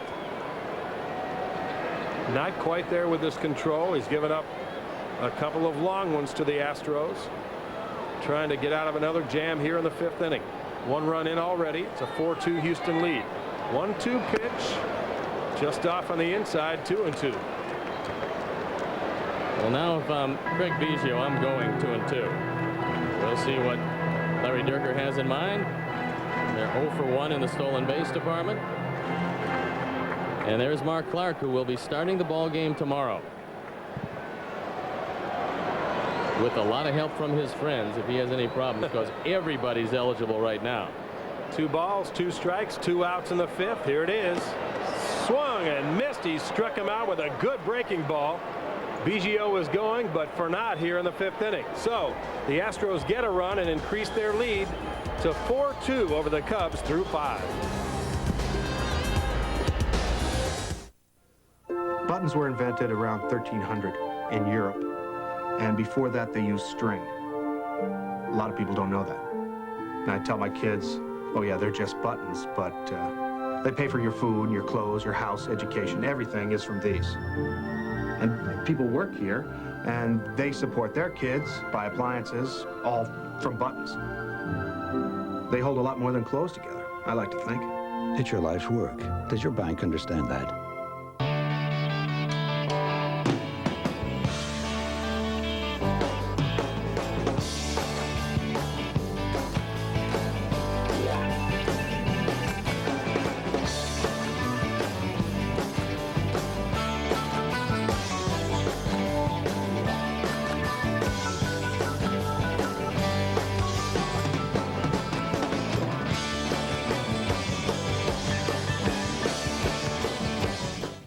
disagreement with my friend Jim about Scotty. 16. It's 17. 16. He says 16, and he can prove it right now with three-way calling from Ameritech. Right in the middle of our conversation, he goes click, dial, click, and I hear. Scotty, would you mind telling me your shoe size? My shoe size? 16. So I say, no fair. He says, sure it is. Everybody's got three-way calling on their line already. No, it is unfair that you are friends with Mr. 8-time All-Star. Well, it's 6 then. It's 8? No, 6. Nice. 8. 6. 8. Three-way calling from Ameritech. Just click, dial, click. This copyright telecast is presented by the authority of the Chicago National League Ball Club, which has right of approval of the announcers and is intended solely for the private and non-commercial use of our audience. Any publication, reproduction, retransmission, or use of the pictures, descriptions, and accounts of this game without the express written consent of the Chicago National League Ball Club is strictly prohibited. Tell you what, buddy, you better get back to your seat because Sammy's coming up this inning. And even he's eligible for relief tonight. Not a bad arm, to tell you the truth. Top of the order for the Cubs in the 6th against Jose Lima. Cubs have to battle back tonight. Sammy due up third. He's already homered tonight, number 66, and what a blast it was. When Tyler Houston hit his home run in the 2nd inning, that home run gave the Cubs their all-time high in home runs. They've now hit 211 with the Sosa home run. And their previous record, 209 back in 1987. Bad year for the Cubs, good year for homers. Johnson shot to right field. That one's going down for extra bases. LJ off the wall. He's on his way to second, and that's where he'll stop with his second double of the night. And the Cubs get it going in the top of the 6th inning. Mike Piazza is up with the bases loaded and 2 outs for New York as they head into their half of the 6th inning. And Lance Johnson with his second double. This one low and inside. Lance just rifles this ball down the line. And Bell can't do anything but retrieve it and get it back in. Lance started the 1st inning with a double, but the Cubs stranded him right there. Let's hope for some better luck here. Morandini at the plate. Sammy Sosa on deck. And the first pitch to Mickey is outside, ball 1. Morandini with a sacrifice bunt there in the 1st inning and a fly ball to right field that he hit pretty well in the 3rd. Cub fans, mark your calendars now for the 14th annual Cubs Convention. Join the 1998 Cubs players along with your favorite Cubs from the past. This fan favorite will take place at the Chicago Hilton and Towers from January 15th through the 17th, 1999. For reservations, call 312-922-4400, or for tickets, call 312-831-CUBS. And there's some Cub fans in the audience here today as Morandini swings and misses, 1-1. Bullpen's up and going for the Houston Astros. And it's a lefty.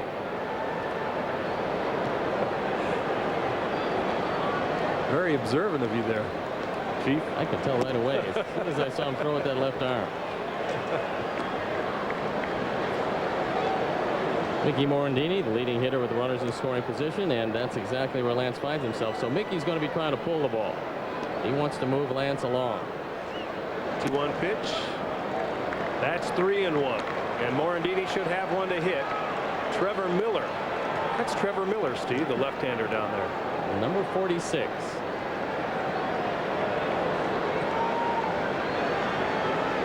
Big pitch here. 3-1 to Morandini.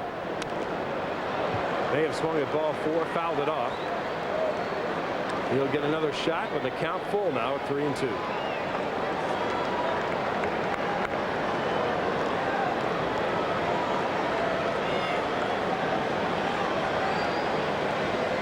Miller's probably getting loosened up for Grace and Brown hitting back-to-back in the lineup.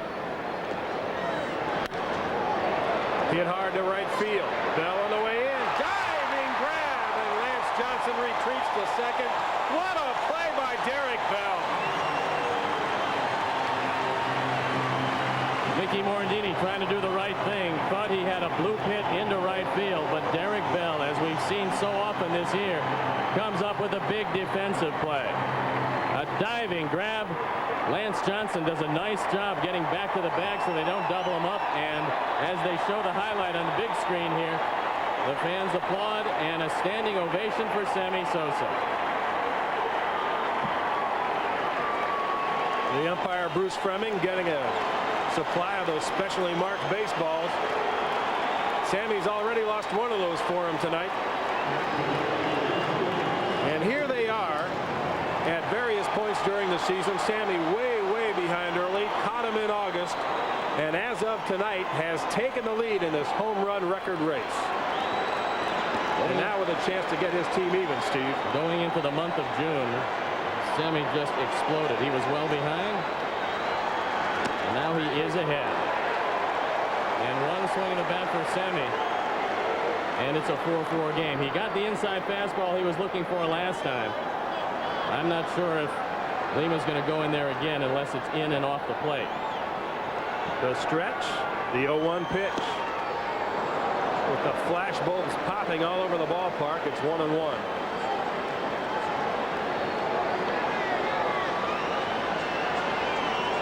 A third deck home run for Sammy back in the fourth. This one's on the ground toward short. Johnson retreats to second again, and Sosa is out 6-3. Once again, Lance Johnson had some idea about going to third. When he realized the ball was hit in front of him, he had to retreat to the bag. He had no choice, and so Lance with a leadoff double is still out there at second. Now it's up to Mark Grace to drive him home. We'll see if the Astros hang on here with Jose Lima, or do they go to their bullpen.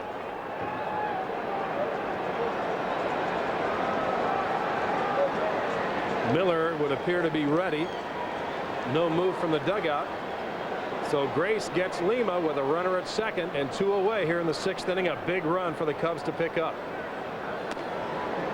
Well, I would think if you're going to that bullpen, you'd have gone against Mark Grace for the simple reason that you know you're not going to pinch hit for Grace. But if you bring in the left-hander, you know you're going to get probably Glenn Allen Hill, and I don't think Larry Dierker likes that matchup. So for the moment at least, he's going to go with Jose Lima. And there is Glenn Allen, who could play a big factor in this one before it's over. Grace 0 for 2 tonight. Takes one a little bit outside, ball 1. Grace has fly to center both times up. Came into the game batting .311. And there's that bird again. Right out by third base.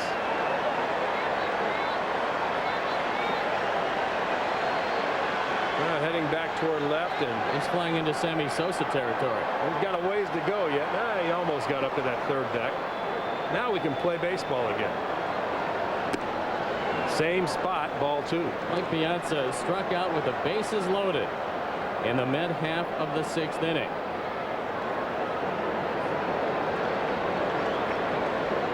Lima with a lot of pitches. Here's another one to Grace, and that's 3-0. Brant Brown on deck. Well, it sets up a potential hero situation for Brant Brown if Mark Grace keeps it alive. 3-0 pitch. Automatic.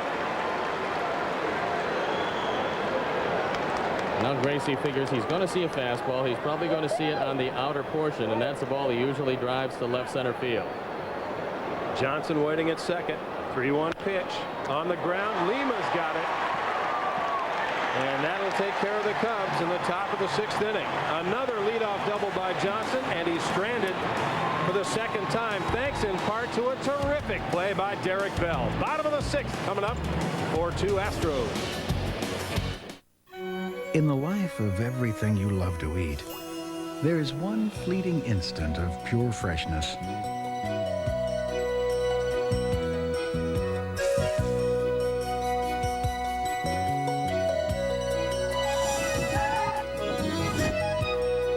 At Jewel, it's our pleasure to bring you those moments of pure freshness every day. Fresh to your family from Jewel.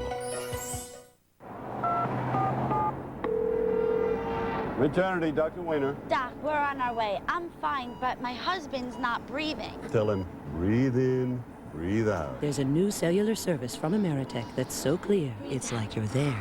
Another dad down in the waiting room. Give him some air. See you soon. Thanks, Doc. Virtually no static or interference. ClearPath, so clear, it's like you're there. Now get a free phone and 300 minutes for only $45.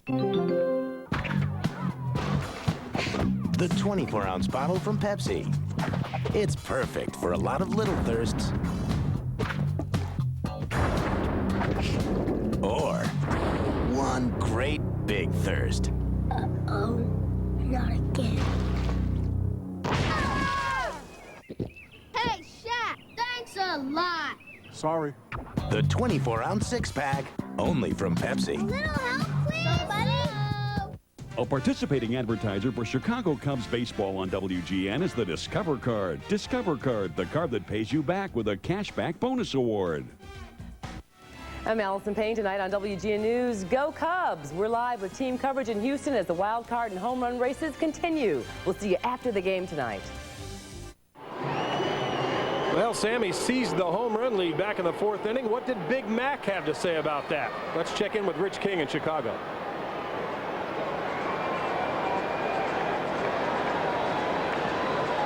Shane Bennett of Montreal. There it is. It hit one out earlier, foul. This one is fair, though. Number 66 for Big Mac, so he's tied again with Sammy. And the Cardinals and the fans celebrating down there in St. Louis. The Mets, though, still trail that game 5-3. By the way, the Piazza strikeout was a called third strike by El Presidente in Atlanta. Back to you. Well, back in the Astrodome on a 1-0 count, Jeff Bagwell leads off for Houston with a shot just fair down the third baseline, and he stands at second base to start things off here in the 6th inning.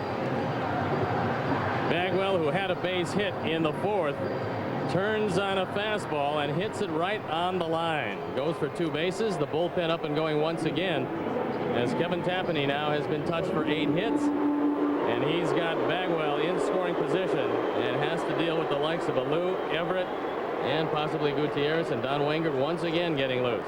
He should be real loose by now. So not only are the Astros swinging hot bats, they've been very accurate tonight. Hit the line twice, one for a triple, this one for a double. And there's trouble here in the 6th. Strike one, Bagwell going, and he's in there. Well, Kevin paid no attention to him, and wisely, Moises Alou didn't swing at that pitch. Bagwell stealing third, but you got to be very sure you're going to make it. And Bagwell was just that. So he steals base number 19. It's a good throw by Tyler Houston, but Bagwell had such a good jump, he's able to make it in before the tag. Stolen base number 19 for Bagwell, who stands at third base now with nobody out, and Haney has joined Wengert. Jim Riggleman may have to make a decision, a tough decision here before long. The pitch to Alou was a strike, so it's 0-1. This one's just off the plate. Count goes even. And now the infield in at all 4 positions. You don't have to play quite as close on the artificial surface because the ball gets to you much more quickly. So where they would likely be a step off the grass in our ballpark, here they can take a step back and maybe have an angle for a ground ball. 1-1 pitch. Ball 2, and Tapani really laboring now for the Cubs here in the 6th inning, and Jim Riggleman is on his way to the mound.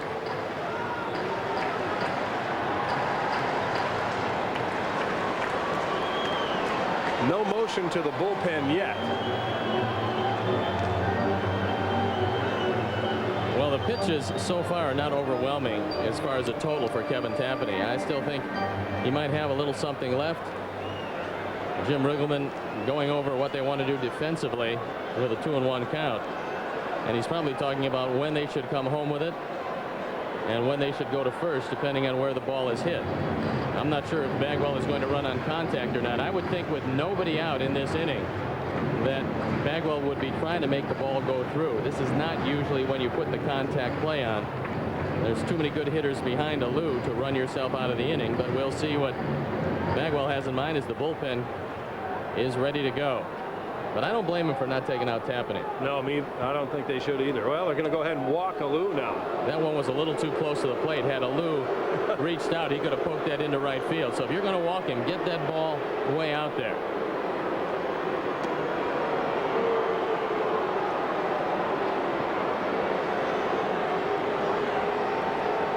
Carl Everett now coming to the plate. We'll see what Jim Riggleman wants to do. I think he's going to play his infield about halfway, where they have the option on a real hard hit ball. They can still go second to first, but the first obligation is to check Bagwell and to see what he does. Had a big strikeout of Everett back in the 4th inning. Everett has that strikeout and a walk in the 2nd inning to show for his night's work. He stands in there now with runners at the corners and nobody out. Houston already leading 4-2. Cubs need to cut this rally off, and the Rockies have tied the Giants 1 apiece in the 4th. First pitch swinging Everett. That's out of play. Strike 1. I got to think the Rockies should be in pretty good shape in that ball game because Estes has really struggled.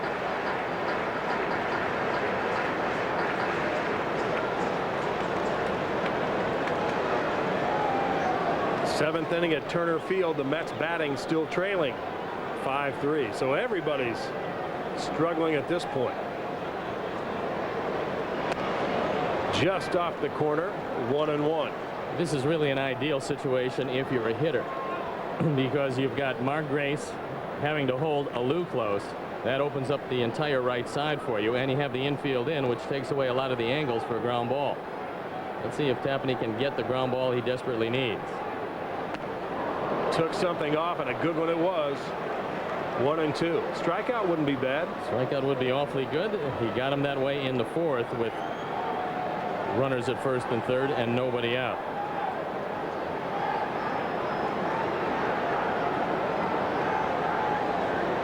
The 1-2 pitch almost hit him. Now if you get by Everett with no runs scored, would it be too much to ask for Gutierrez to ground into his 3rd double play of the night? I think not. That might be a bit of a stretch.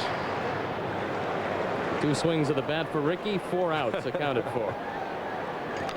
He's our man in this lineup tonight. 2-2 pitch to Everett. Another changeup hit down the left side. Long run for Brown. He makes the grab, slams into the wall as Bagwell tags and scores, and the Astros lead is now 5-2. That's a real good play by Brant Brown. Some people would say, well, let it go and deal with Everett, but you have to take the out when it's given to you. Brant Brown ran into the corner. The surprising thing was that Alou did not tag up also, because here's Brown. He doesn't know if it's going to be fair or foul. He makes a great catch. And Alou stayed at first base. So Bagwell scores a sacrifice fly, RBI number 76. And the Cubs now trail by 3. And Gutierrez in that double play situation now with Alou at first base. He's already bounced into 2 tonight. Not this time. That's to right field, and Sammy makes the play. 4 out, number 2.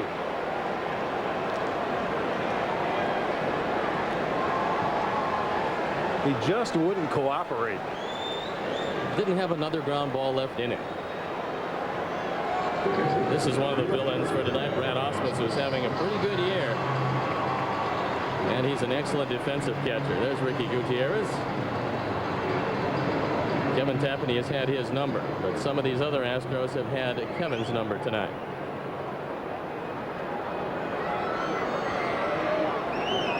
Five runs on 8 hits tonight for Houston. Cubs 2 runs on only 4 hits.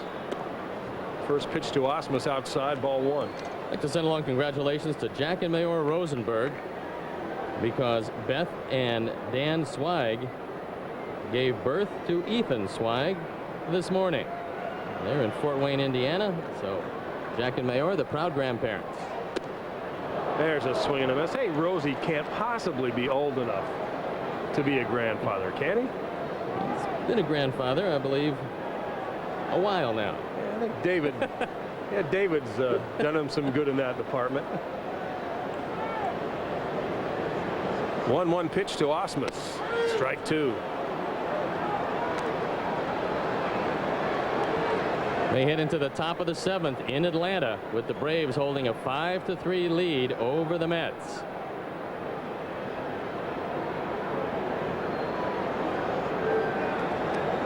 Over to first. Alou dives back in there safely. Alou has stolen 11 bases this year. He's been caught 3 times. The Astros have stolen 155 bases. And that last one really hurt. There are two of the MVP candidates. And I'm thinking here you got nothing to lose by running with Alou. Because if he is cut down stealing, you don't have to lead off with a pitcher next inning. And we'll see what's on the mind of Larry Dierker, who is a bona fide candidate for manager of the year. Done a great job with these guys, and Kevin Tapani thinking along those lines himself. 3 straight over to first base, and Alou back in standing up this time.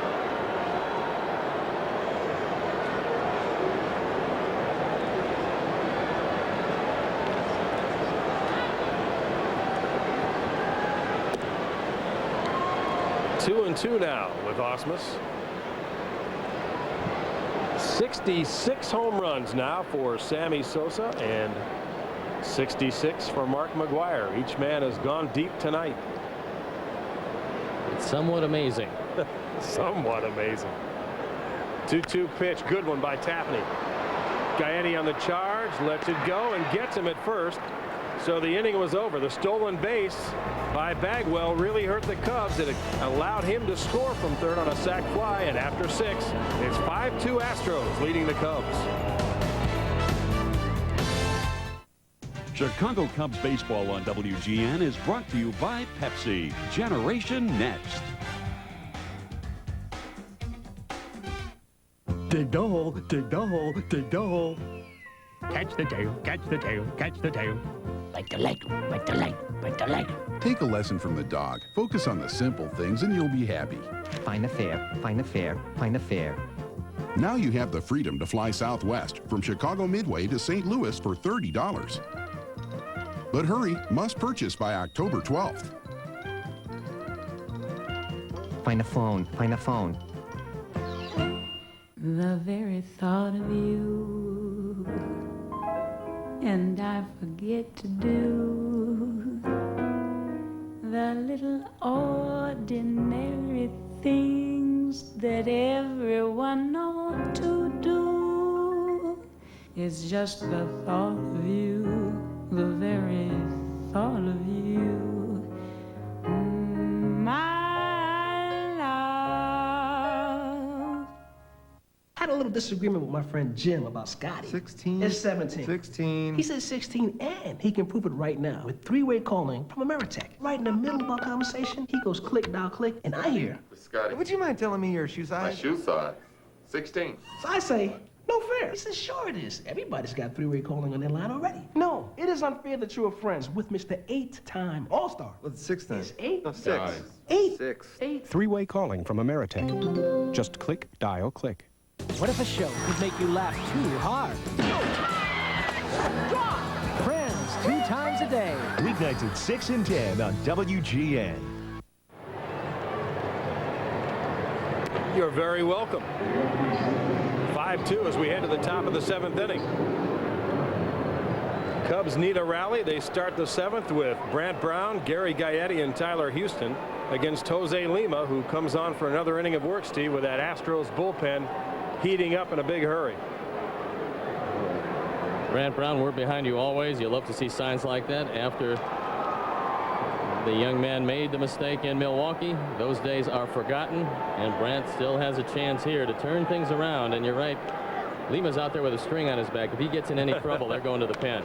First pitch swinging, Brant Brown fouls it off the left side, and that's 0-1. 85 pitches already for Jose Lima. Fastball right past him, 0-2. Brown has struck out and grounded out tonight, 0 for 2. A long night for Lima, but he's hanging in there, pitching into the 7th inning. Pass along best wishes to Mindy Idell, marketing director of the Northwoods Care Center, and also hello to Robert Wilcox and Helen Hagstrom, and the rest of the residents of the Northwoods Care Center. And it's Ellerton and Miller. Ellerton, the big right-hander, Miller, the left-hander. And I think Ellerton might move into the starting rotation next year. He's got pretty good stuff. 1-2 pitch to Brown, swung on, popped up. Spires up on the rail, but that one's out of play. Cub fans, visit the team's official website for updates of Sammy Sosa's historic home run charge. Also available at www.cubs.com is a new online team shop where fans can order the latest in Cubs merchandise 24 hours a day. Up high 2-2, and Steve, you know, we've gotten a ton of email the last couple of days about Brant Brown, telling him to hang in there. So not only his teammates but his fans trying to make him feel better as well. And Brownie sends one deep to left center field. Everett back on the track and makes the grab for out number 1. Well, as we know, Dan, if you are in the arena, if you go out to play this game, you're going to make physical mistakes. Brant Brown made it at a terrible time for the Cubs, but this team rallied around him. All the statements coming out after that game were that Brant Brown is a member of our team. We win as a team, we lose as a team, and that's the way it's going to be. And obviously the start of Brant Brown tonight was a confidence builder from Jim Riggleman, and he's made a couple of good plays in left field. Now Gary Gaetti, who has also flied out twice to center field. Been a busy night for Carl Everett out there. This one straight back and out of play, 1-1. Well, with Detroit winning against Toronto going into the bottom of the ninth, 7-4, and Boston beating Baltimore, that looks like that's it. And the Red Sox fans can breathe a whole lot easier. Gaetti on the ground, cut off by Spires, throws across for the out, 2 away.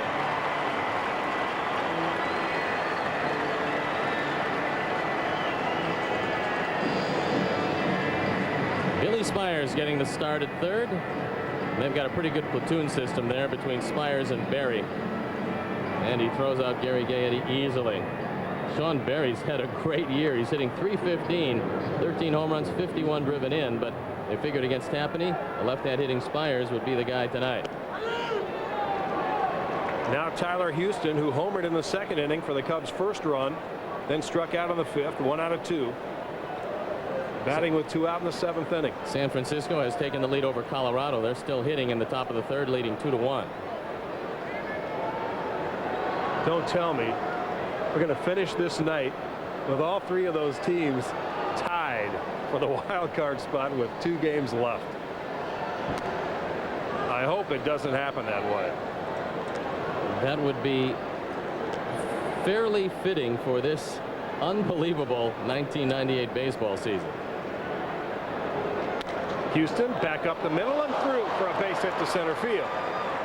So Tyler Houston's second hit of the night.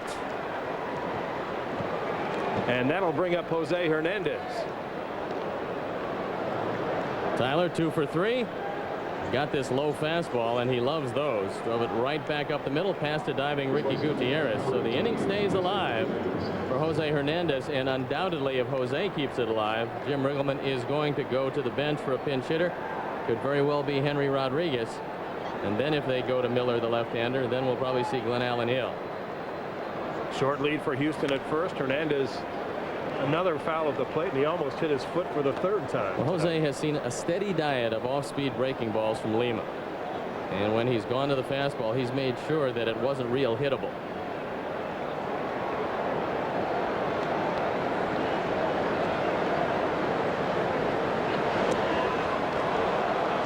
That one back to the screen. Houston takes second base. And right now, let's pause 10 seconds for station identification. This is America's #1 sports station, WGN, Chicago. Back in the Astrodome, Dan Roan and Steve Stone. And don't forget, the WGN News follows the game tonight. Complete post-game report on the happenings here in the Astrodome on the news right after the game. Now Tyler Houston with that wild pitch, the 4th of the year by Lima, in a position to score on a base hit, and the Cubs would creep a little closer. That one fouled outside third, 1-2. And Henry Rodriguez in the on-deck circle. And if Jose does keep it alive, I don't think that Lima is going to be pitching to it. Big spot for Jose Hernandez. The 1-2 pitch swing and a miss on a pitch in the dirt.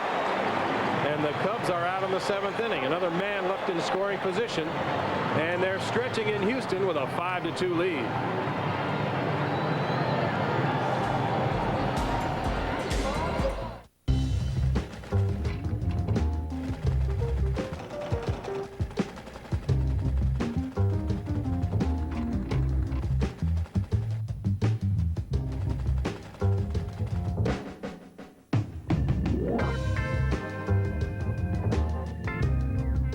This mom gave a butterfly its wings. ComEd, what do you do with your power? Bud. Wise. Oh boy. Bud. Wise. Wise. Louie, What? just say the line. That's what I'm doing. No, you're not. You're going wise. These are my interpretations of the part. This isn't Shakespeare. You're replacing a stressed-out frog. Hey, Frankie, you know what they say? What? There are no small parts, only small lizards. Nobody says that. I do. I say it all the time. Bud. Wise. Bud. Wise? Check this out. Stuff goes there. Friends pile in here. You grab this. 132 horses go here. To take you and 4 of your friends here, there, anywhere. They'll think you're cool, but we'll know you're smart.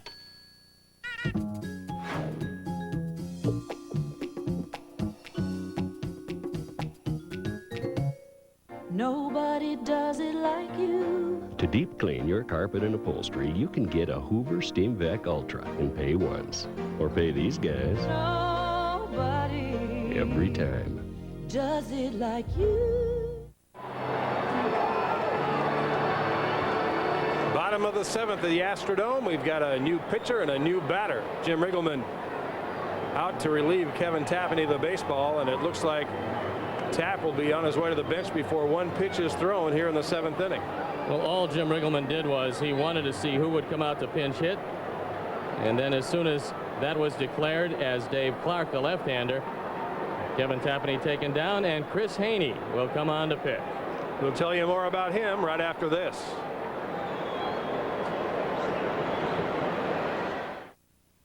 Tommy? Yeah?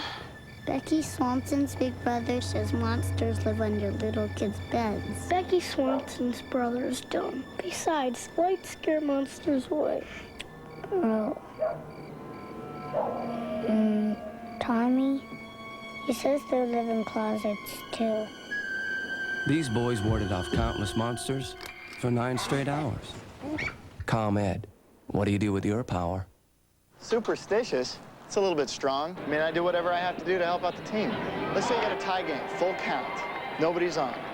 If I can eat a whole hot dog before the runner gets to first base, then he's coming home. In case of high-scoring games, Rolaids. Rolaids starts to neutralize acid in less than 10 seconds, getting you back on your game fast. Nachos, of course, are the key to a great double play. Rolaids, R-O-L-A-I-D-S, spells relief. You know that grand slam last week? So both starting pitchers are done for the night, with Jose Lima holding the advantage 5-2 over Kevin Tapani. Dave Clark to pinch hit for Houston here in the 7th inning, and he faces Chris Haney. And Haney's no record, 6.23 ERA, on for the 5th time. He's being brought on to face Dave Clark, but he won't be facing Dave Clark, as they're going to go to the bench and bring on a right-hand hitter. And with expanded rosters, there are hitters and pitchers aplenty. We can do this all night. For all of the teams who are in the pennant race. And then, of course, you have to pare it down to 25 when you head into postseason. Hey, Cub fans, 1999 Cubs tickets are going to be sure to go fast, so don't miss out on the action. For information on season tickets or group sales for the 99 season, call 773-404-CUBS. It's Russ Johnson, an infielder, coming out to pinch hit. And he'll look at Chris Haney. And then it's back to the top with Biggio. Haney's first pitch fouled on the screen, strike 1. And you wonder if Haney's just on for the one hitter, because This lineup outside of Spires is really loaded with quality right-hand hitting. So you're going to need those righties coming out of the pen, and there's Matt Karshner ready to go. Good fastball from Haney, strike 2. They're heading to the 8th in Atlanta, with Atlanta leading 5-3.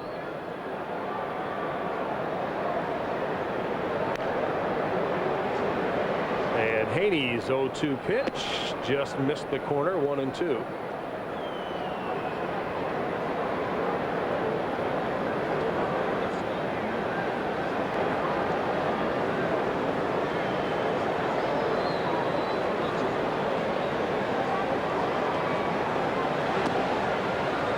Off-speed pitch from Haney, wide. It's 2-2. Talk about finding new life. Chris Haney came over from Kansas City. They are going to finish well up the track. And he finds himself right in the middle of a wild card race and contributing to his new ball club. 2-2 pitch. Took a little off, and Russell, or Johnson I should say, able to hold up.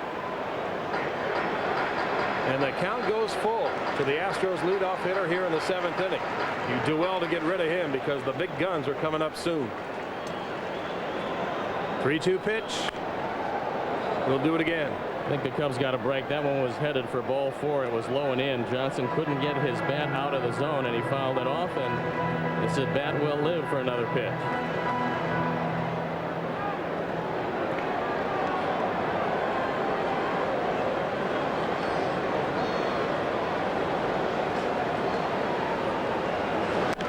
Three-two pitch, fouled away again.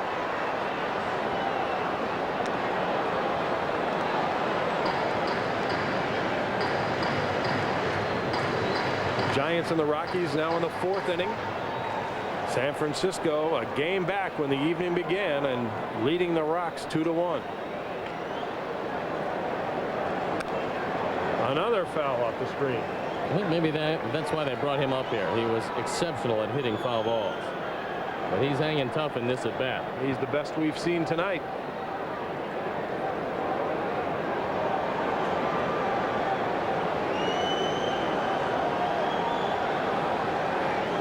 Another 3-2 from Haney to Johnson, and he, guess what? Fouls it off yet again. And the battle wears on. Karshner ready to go in case Johnson reaches, and then you have to go to the top. Bruce Fremming gets a new supply of baseballs from the bat boy, and another 3-2 pitch is on the way. This one's headed for fair territory, right at Sammy Sosa. And there's out number 1 for the Astros here in the 7th inning. Well, the Cubs do get a break because that was ball 4. Was taken right off the shoe tops, and Johnson flies out for the big first out.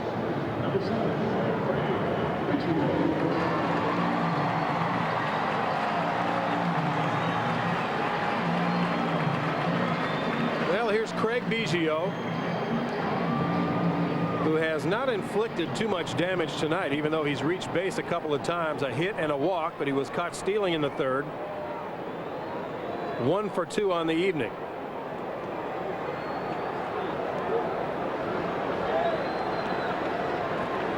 Up against the left-hander for the first time tonight, takes ball 1.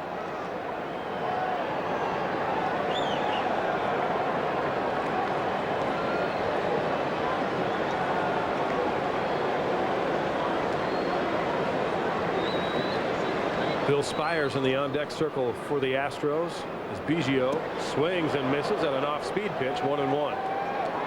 In the Cubs half of the 8th inning, it's going to be a pinch hitter and then back to the top with Johnson, Morandini, and if anybody gets on, Sammy Sosa. Well, Sammy's home run in the 4th was a solo shot. They're going to need some base runners on in front of him here in the 8th inning or in the 9th.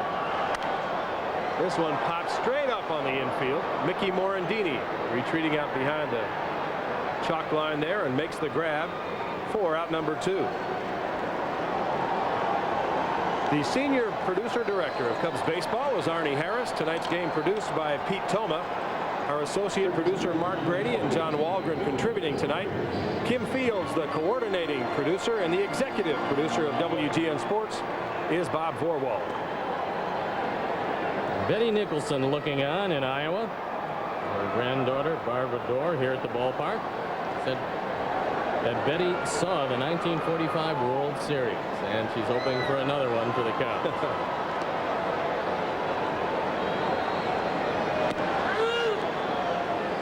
Haney starts Spires off with a fastball at the knees. Spires has been involved tonight, a single in the first, and scored the run on the homer by Derek Bell.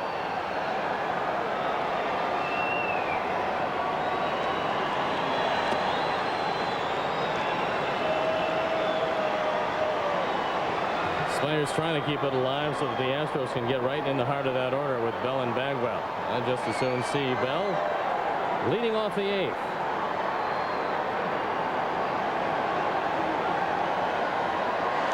Good breaking ball. Haney drops down and gets Spires to swing and miss. It's 1-2. Kevin Tapani went 6 innings, gave up 5 runs on 8 hits. He walked 3 and fanned 2. And now Bruce Fleming wants Lance Johnson to do a little housekeeping in center field. A beach ball has found its way into play, and Lance will give it back to the crowd, and only to see it come back again. So throw it into Flowers and forget about it. Hey, they had their chance to get it back, right? Oh, now we're going to do the wave here in the Astrodome.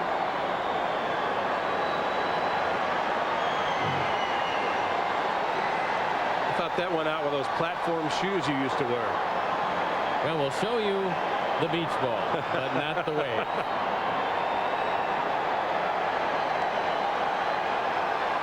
Spires, distracted by the crowd, steps out.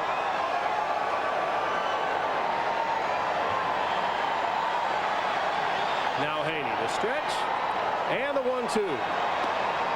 Just missed with another good curveball. Count even at 2-2.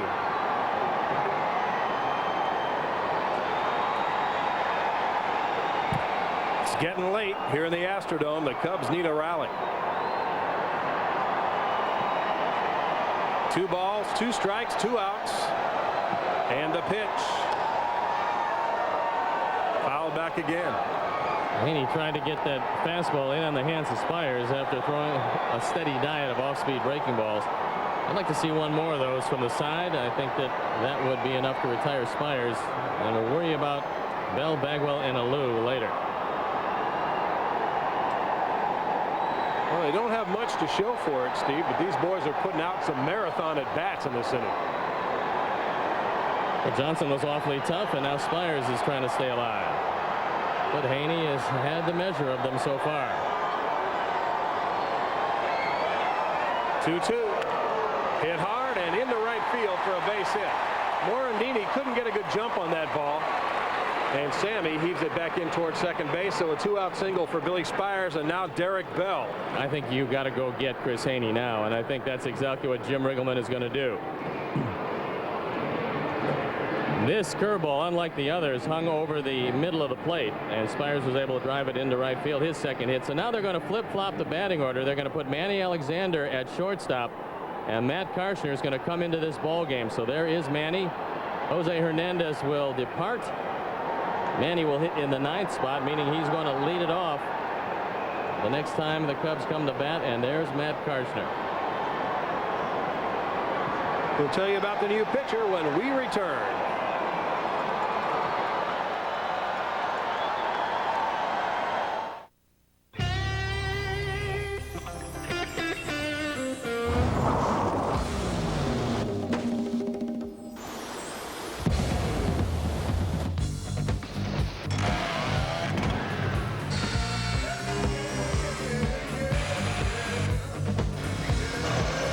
In the world of tools, there's only one true craftsman. Craftsman makes anything possible. Oh, yeah.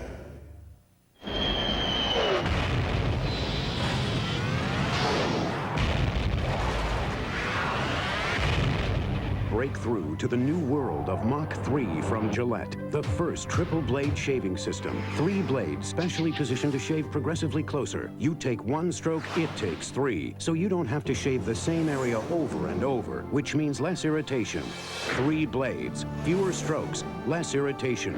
Mach 3 from Gillette. Your new shortstop is Manny Alexander, and your new pitcher here with 2 out in the 7th inning is Matt Karchner. Karchner at 3-1, ERA 5.27, out for the 28th time. He inherits Billy Spires at first base, but there are 2 outs here in the 7th inning. And Derek Bell will come to bat with Jeff Bagwell in the on-deck circle. Big situation as far as the Cubs are concerned. They're already down 3. It's a long way to come back in this ballpark, especially when you have a closer like Billy Wagner ready and raring to go.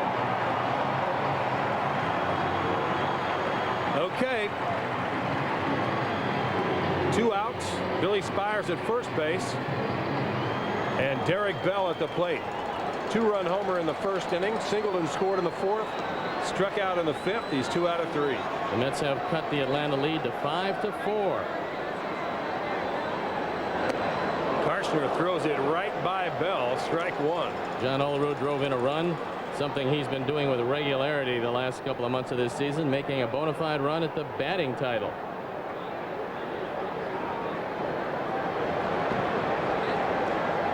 Mets are out now in the 8th inning, so they head to the bottom. It's 5-4.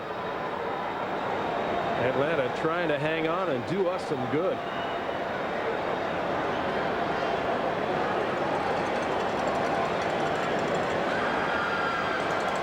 Spires with 11 stolen bases. He's been caught twice.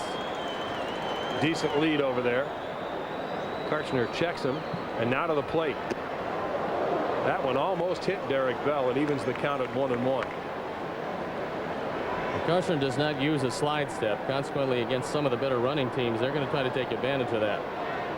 Apparently, he doesn't think that Billy Spires is going to run in this situation with Bell up and possibly Bagwell next.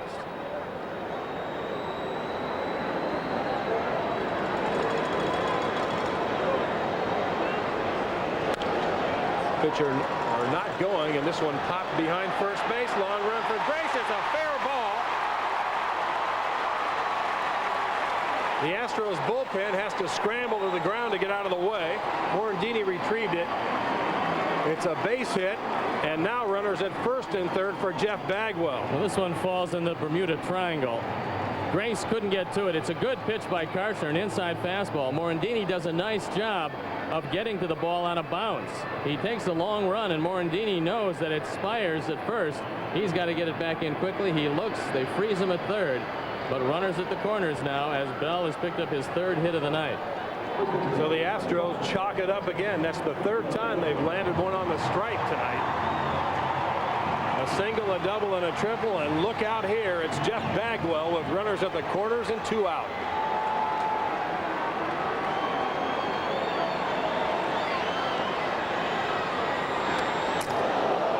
Up high in his eyes, and he swings and misses. What a cut he had. If you hit it foul it straight back, it means you're right on the pitch, and Karchner got away with a ball that was right down the middle of the plate, about letter high. Unfortunately, Bagwell just got the barest piece of it. He was a little anxious, I think, when he saw that baby floating up there. So it's 0-1. Bagwell doubled and scored his last time, and fists it over shortstop and into center field. It wasn't hit hard, but it was very accurate. And it's now 6-2 Houston. 108 driven in by Bagwell to match the 108 by Bell. Karchner has been greeted with a couple of hits. It's a 4-run Astro lead, and the Cubs still not out of the woods yet because of Moises Alou. Bagwell is so strong that he's able to take this one, hit it off the end of the bat, and just dump it into the outfield. 3 straight singles has produced another run. As the Cubs have been out hit 11-5, Spires scores easily. And now you've got to get Alou out. And they're going to do it with a new pitcher, I think. Well, first they want to meet at the mound to take as much as they can for Kurt Miller. He just got loosened up. Now, I'm not sure how much time Bruce Fleming is going to give him. They just want a strategy meeting on what to do in this situation. You do have a potential double steal situation with Alou up. Karshner at times has fallen victim to only looking back once, and the base runners have timed him pretty well. Well, the run is charged to Chris Haney. The 2 runners on base now belong to Karshner, and he will stay in there to face Alou. Moise Alou 1 for 2 tonight with a walk, and takes one up and in, ball 1. If you're thinking about leaning out over the plate, that's not a bad pitch for the first pitch. Well, they haven't exactly ripped Matt Karshner. A pop fly that fell on the line behind first base, and then a broken bat single to left field. Well, that's one of the reasons why this is the highest scoring team in the National League. This Astro lineup is well balanced. They have a requisite amount of power, but they have tremendous speed, and speed shows up on a daily basis. And that's one of the reasons why they score so many runs, and they score them consistently. 2-0 pitch. A little bit low, ball 3. And do they turn him loose here, Steve? Well, there's no doubt that you're going to turn him loose. You got Everett in the on-deck circle, and yes, he's been a good hitter, but he can't do the damage on a consistent basis that Alou can, so you can't just lay it in.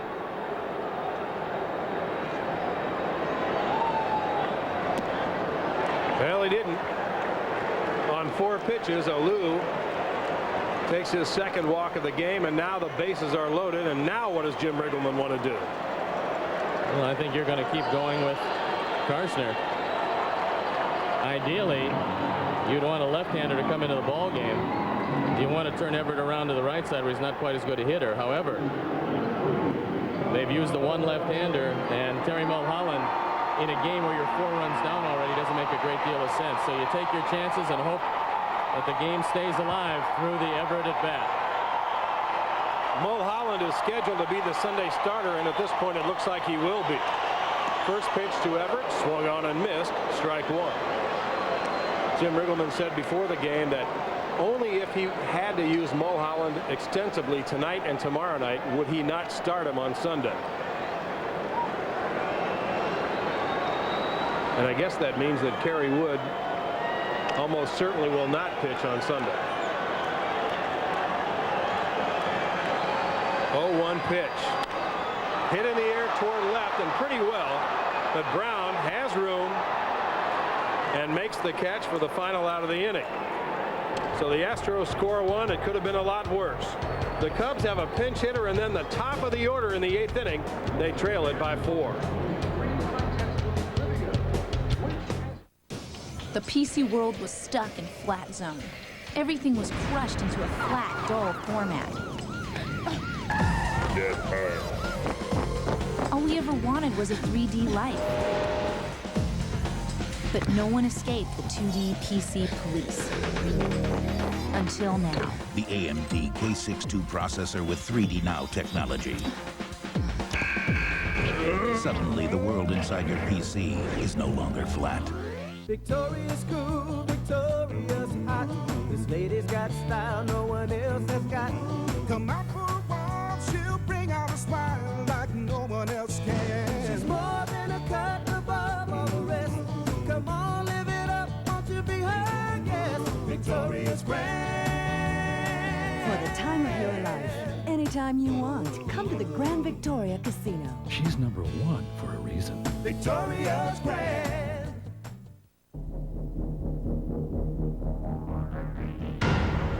It introduced the most powerful overall line of pickups on the planet and stamped the terms V10 and Magnum power indelibly on the face of truckdom. It kicked open the door to the next generation of pickups and made such an impression that today, this is all you have to see to know what's behind it. I'm Allison Payne. Tonight on WG News after the game, Hurricane George hits the Florida Keys hard. We'll have the latest on its approach to the mainland. Plus, we're live in Houston with postgame as the Cubs try to keep their playoff dreams alive. Those stories and a warm-up for your weekend after the Cubs game tonight. See you then.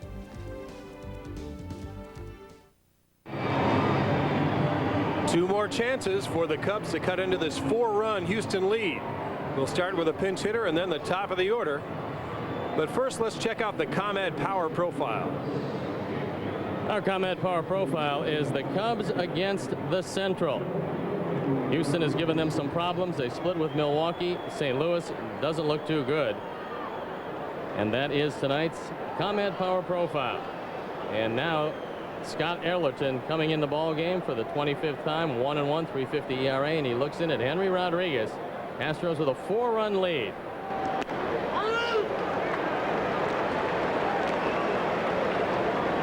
Henry starts off with a strike.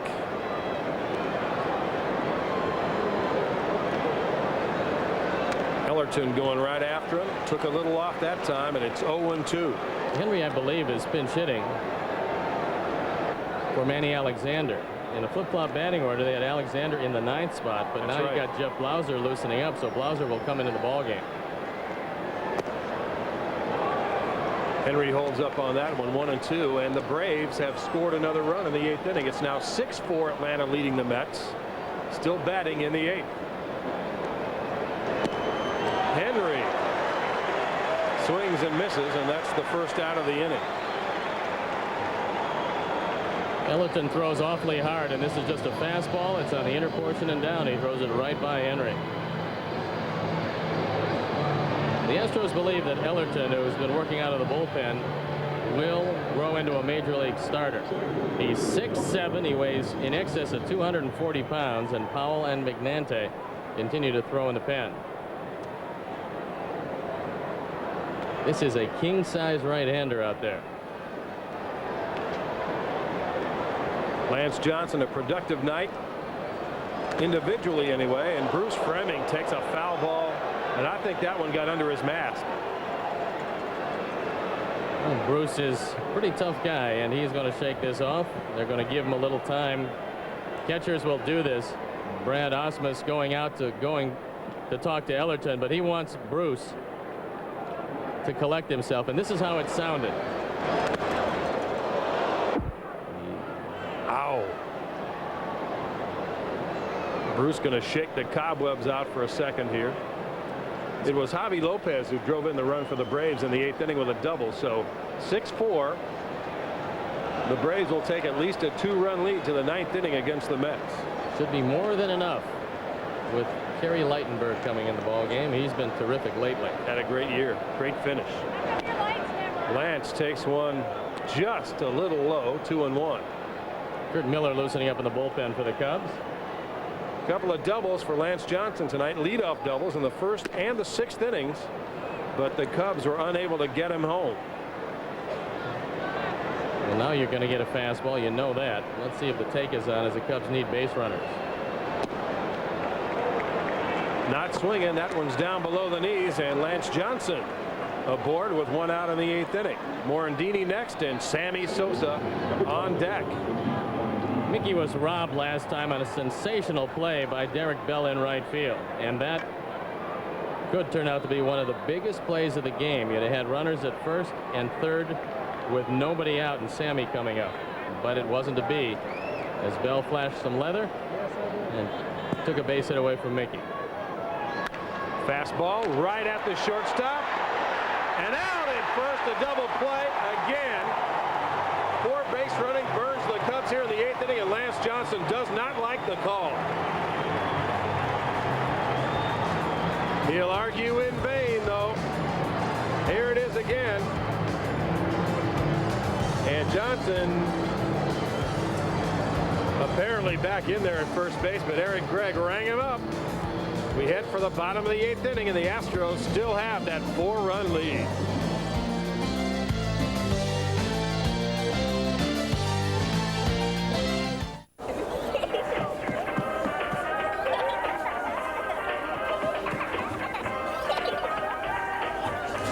I'll take it.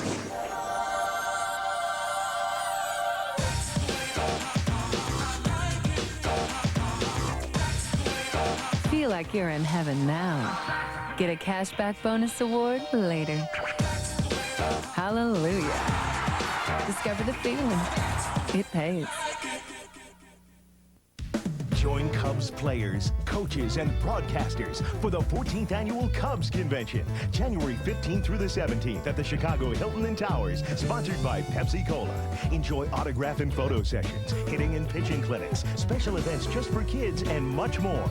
It's the greatest off-season event in all of baseball. For more information, call the Cubs Convention hotline at 773-404-CUBS. Or to reserve your room at the Hilton, call 312-922-4400. Making friends is our business was a motto that my grandfather created back in the 1950s when he came up with the slogan. And beer is about friendship, about relationships. It's about making friends, going out, meeting new people, and there's not a better beverage to do it with than a Budweiser. There are 500 million beer drinkers in the world, 80 million beer drinkers in the United States, and they must know something. Starting October 7th, Chicago's waking up to sports with Mike Bars on Chicago's very own WGN Morning News. Those Astros fans with a lot to smile about tonight. Derek Bell home run, a 6-2 lead here as we go to the bottom of the 8th inning, and Jeff Blauser has entered the game for the Cubs at shortstop as Kurt Miller comes on to pitch. He's on for the 3rd time after a real good run at it. 14-3 in AAA this year. Starts Gutierrez off with a good high fastball, strike 1. Ricky 0 for 3 tonight. Bounced into a couple of double plays and flat out to right field last time.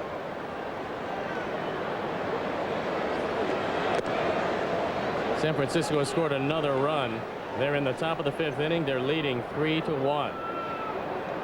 Now that comes into play because with Atlanta winning and Houston winning, San Francisco could pull into a dead 3-way tie for the wild card lead if in fact they can go on to win that game. And bear in mind, at Coors Field, there's a long way, there's an eternity to go for Dusty Baker and his Giants.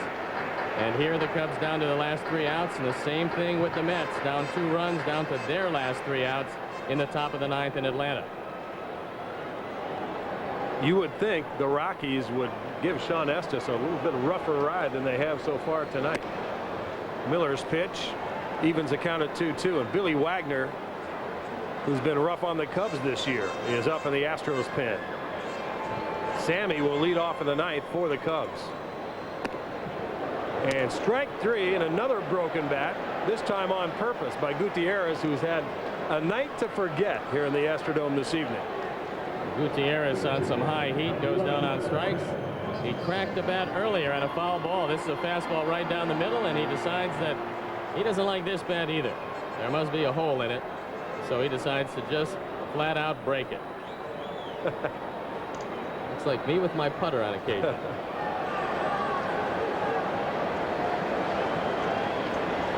Brad Ausmus has a triple tonight. He'll be out here. Gary Gaetti throws him out. And 2 quick ones here for the Astros in the 8th inning. We're going to see a pinch hitter.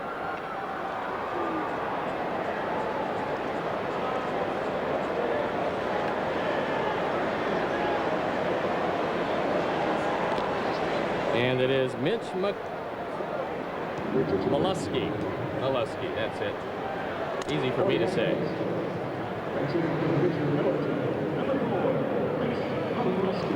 Well, Molesky looking for his first hit in a pinch hitting role. Kurt Miller doing a nice job for Jim Riggleman out of the pen here in the 8th inning. Billy Wagner with 30 saves will come into the ballgame. It'll be a non-save situation. He'll try to just finish it up. But with a 2.79 ERA in 56 games, he's been terrific out of that pen. First, Miller has to deal with Molesky, and he throws the first one right past him, strike 1. If you want to know how hard Billy Wagner throws, he's fanned 95 men in 58 innings.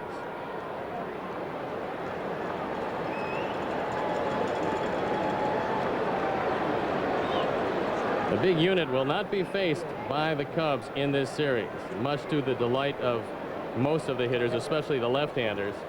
Randy Johnson is 10-1 since donning that Astro star. Off-speed pitch from Miller sails high. It's 1-1 to Molesky. And he's having quite a time, and you would expect that. He's 10-1 with a 1.28 ERA in his 11 starts. Not too bad since becoming an Astro. That one caught the corner. 1-2. I think Miller looks great, Steve. He's looked very good every time he's been out.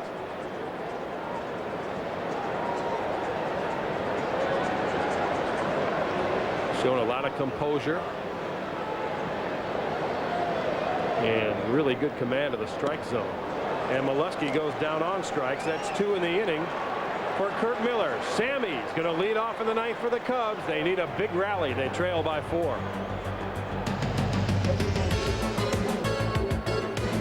Chicago Cubs baseball on WGN is brought to you by Southwest Airlines, offering low fares and frequent flights. Southwest Airlines, the official airline of the Chicago Cubs. Dig the hole, dig the hole, dig the hole. Catch the tail, catch the tail, catch the tail. Bite the leg, bite the leg, bite the leg. Take a lesson from the dog. Focus on the simple things and you'll be happy. Find a fare, find a fare, find a fare. Now you have the freedom to fly Southwest from Chicago Midway to St. Louis for $30. But hurry, must purchase by October 12th. Find a phone, find a phone. They come from all over for the most agonizing test of endurance motorsports has to offer. The heavyweight championship of off-road racing, the legendary Baja 1000. Mile after mile of unforgiving terrain that can send even the toughest truck to an early grave, which means it can really be murder on a battery. That's why more drivers who tackle the Baja rely on the Duralast battery than any other. The same Duralast we stock at AutoZone. The Duralast battery, power you can depend on.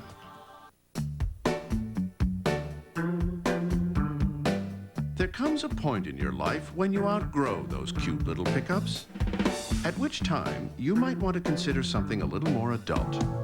A truck that can run rings around compacts. Dodge Dakota, with more room and more available towing, payload, and power. Magnum power. Dakota, it's time to put away the toys. In every life, there is one great love and one unforgettable heartbreak. Felicity. Premiering Tuesday night at 8 on WGN. Sammy Sosa, a home run tonight. Will try for another one against Billy Wagner. Billy Wagner at 4-3, ERA 2.79, out for the 57th time, 95 strikeouts in 58 innings. And he doesn't do much to trick you. He just throws a 96 to 98 mile an hour fastball and tries to throw it right by you. So it'll be Sosa, Grace, and Brant Brown, but probably Glenn Allen Hill to hit in the 3rd spot. Okay, Sammy, his 66th home run back in the 4th inning. First pitch from Wagner. Fastball down low, ball 1. McGuire has also homered tonight, so he and Sammy each have 66. Sammy trying to break the tie right here. We've seen Billy Wagner get wild, and that's what the Cubs need. They need base runners, and the fans are booing the fact that Wagner hasn't thrown a pitch over to Sammy. Threw that one right past him at the knees. 2-1.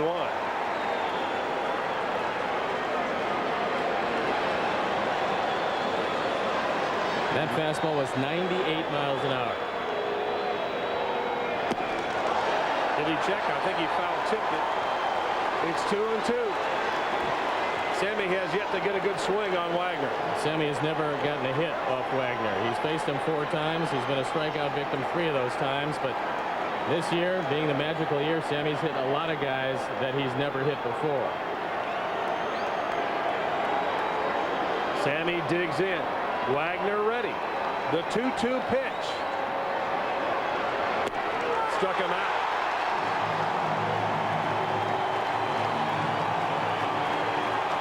He worked him away, and then came on the inside corner to leave Sammy standing there. So Sammy will have to be content with his 66th homer. And Billy Wagner throwing a 98 mile an hour fastball right on the inside corner. And Bruce Fleming thought it was good enough. And the fans now up on their feet now that Sammy has hit for probably the last time. The fans are filing out. I can't imagine. Not Cub fans, though. They wouldn't be leaving now. Still have 2 outs to go. Mark Grace is hitless in 3 trips tonight. There's nobody out in Atlanta with runners at first and second, and Lenny Harris up. The Mets trailing by 2 in the 9th. Pitch to Grace inside, ball 1. Lenny Harris has hit into a double play or 2 during the course of his long and illustrious career. He couldn't pick a better time to do it again. Up and in, 2-0. Well, Harris bunted the tying runs over to second and third, so there are 1 out, runners at second and third in Atlanta.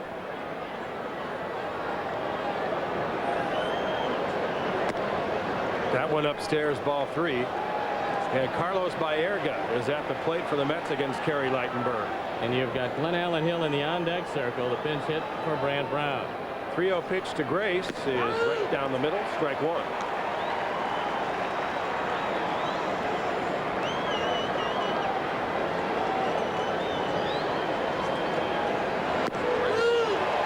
Same spot, strike 2. And now Gracie will be hacking at the full count pitch. Sammy has his 66th tonight, but the Cubs have been largely shut down outside of that. Well, Mark better tune it up. Those 98-mile-an-hour fastballs are tough to get around on, and that one rifled right over the Cub dugout. Sammy has seen number 66 go into the 3rd deck here in the Dome, but he also sees his team trailing by 4 with 2 outs to go.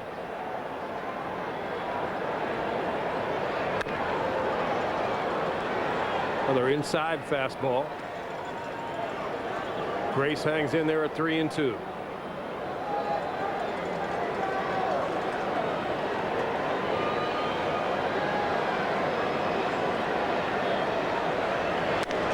And that one popped up behind shortstop. There's a convention out there, and Gutierrez finally makes the play over his shoulder. Nice grab by the Astros shortstop. 2 away here in the Cubs' 9th inning. It's really a tremendous play when you make a catch like that, not knowing if you're going to get hit by your left fielder. In this case, Moises Alou slides out of the way. They avoid any contact, and Alou was coming hard till the last instant and managed to avoid Gutierrez, who made quite a play. So Glenn Allen Hill, the last hope for the Cubs.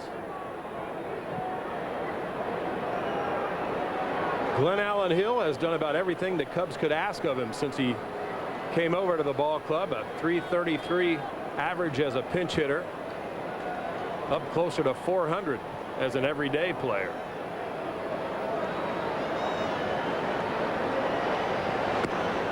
And that one's right past him. Boy, Wagner's got it free and loose tonight. Jose Lima's record, if things hold, will go to 16-8, and Kevin Tapani will be denied his 20th win this evening. Hill sends it back into the upper deck, and the Cubs are down to their final strike tonight.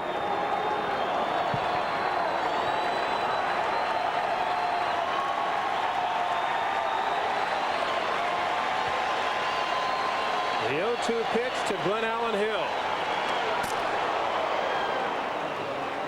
We'll try it again.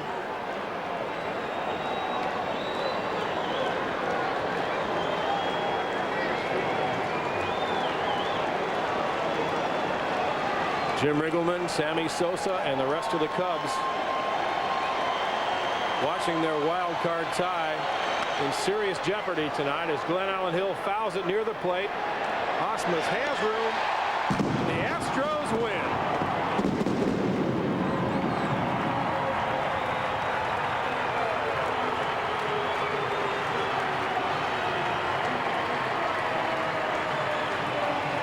Well, now, Danny, all eyes turn toward Atlanta, where there are runners on second and third with Baerga up in a full count, and the Cubs need a little help from the friendly Atlanta Braves. And looming on the horizon, the San Francisco Giants with the lead at Colorado.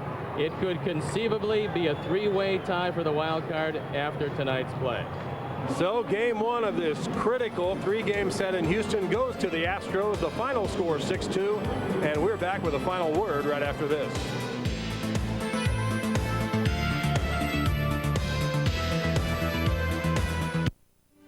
Next on your post-game edition of WGN News, we're live back in Houston with a reaction to the Cubs' struggle to stay afloat in the wild card race. Plus, Hurricane George is changing its path of destruction. Right now, taking aim at the upper Gulf Coast. We'll have details. And the president comes to Chicago for a Democratic fundraiser, but the candidate is a no-show. We'll tell you why. The WGN News is next. The very thought of you, and I forget to do the little ordinary things that everyone ought to do. It's just the thought of you, the very thought of you, my love. Ponder this. What makes chili's awesome blossom so awesome? It is chopped, battered, and the rest is top secret because only Chili's has mastered the art of the onion.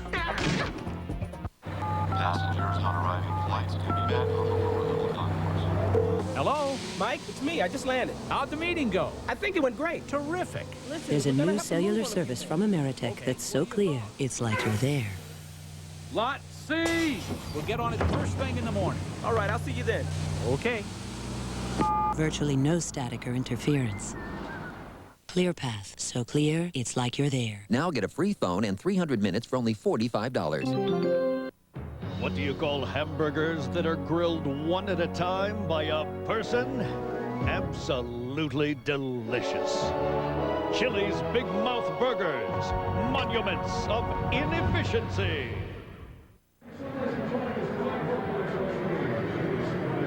Let there be no doubt about the Budweiser play of the game. It came in the fourth inning. A third-deck home run by Sammy Sosa, which at the moment gave him the major league lead at 66. Later in the evening, Mark McGwire caught him at 66, and that's where they stand at the moment. That's our Budweiser play of the game as the Astros defeat the Cubs by a final of 6-2. Back to wrap it up right after this.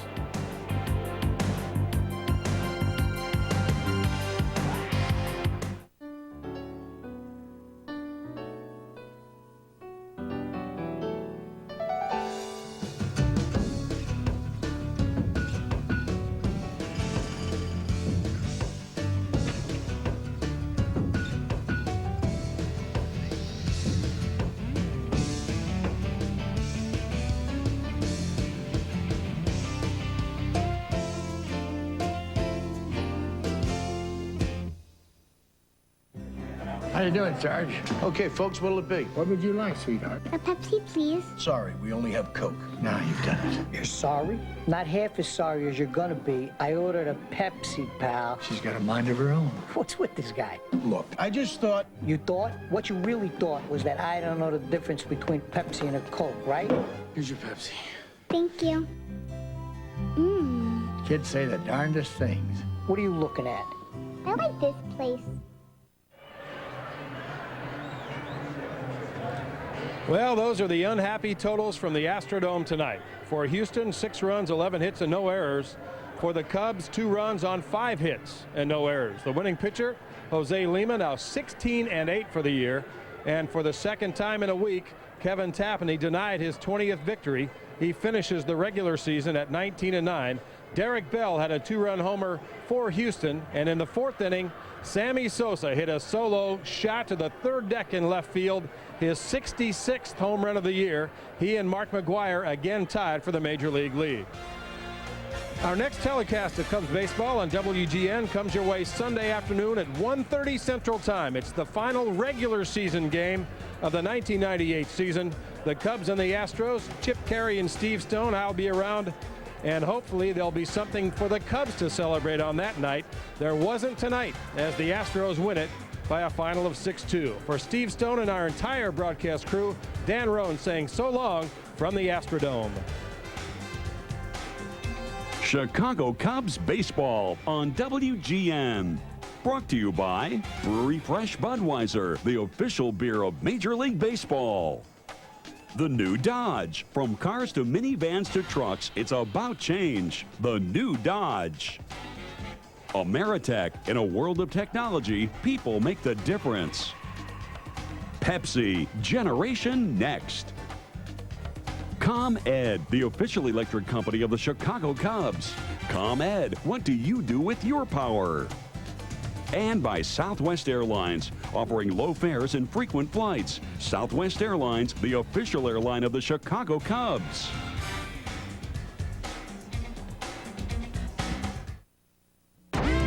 This is Chicago's very own WGN News at 9.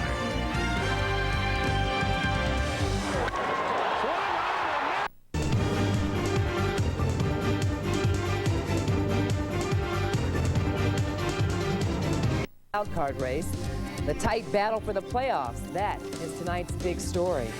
Good evening, everyone. I'm Allison Payne. And I'm Randy Salerno, in tonight for Steve Sanders. The wild card race in the National League gets crazier by the minute. The Cubs, the New York Mets, and the San Francisco Giants are all fighting tooth and nail for the final playoff spot. WGN's Dan Rowan is traveling with Sammy Sosa and the Cubs in Houston. He joins us now live from the Astrodome. Tough one, Dan.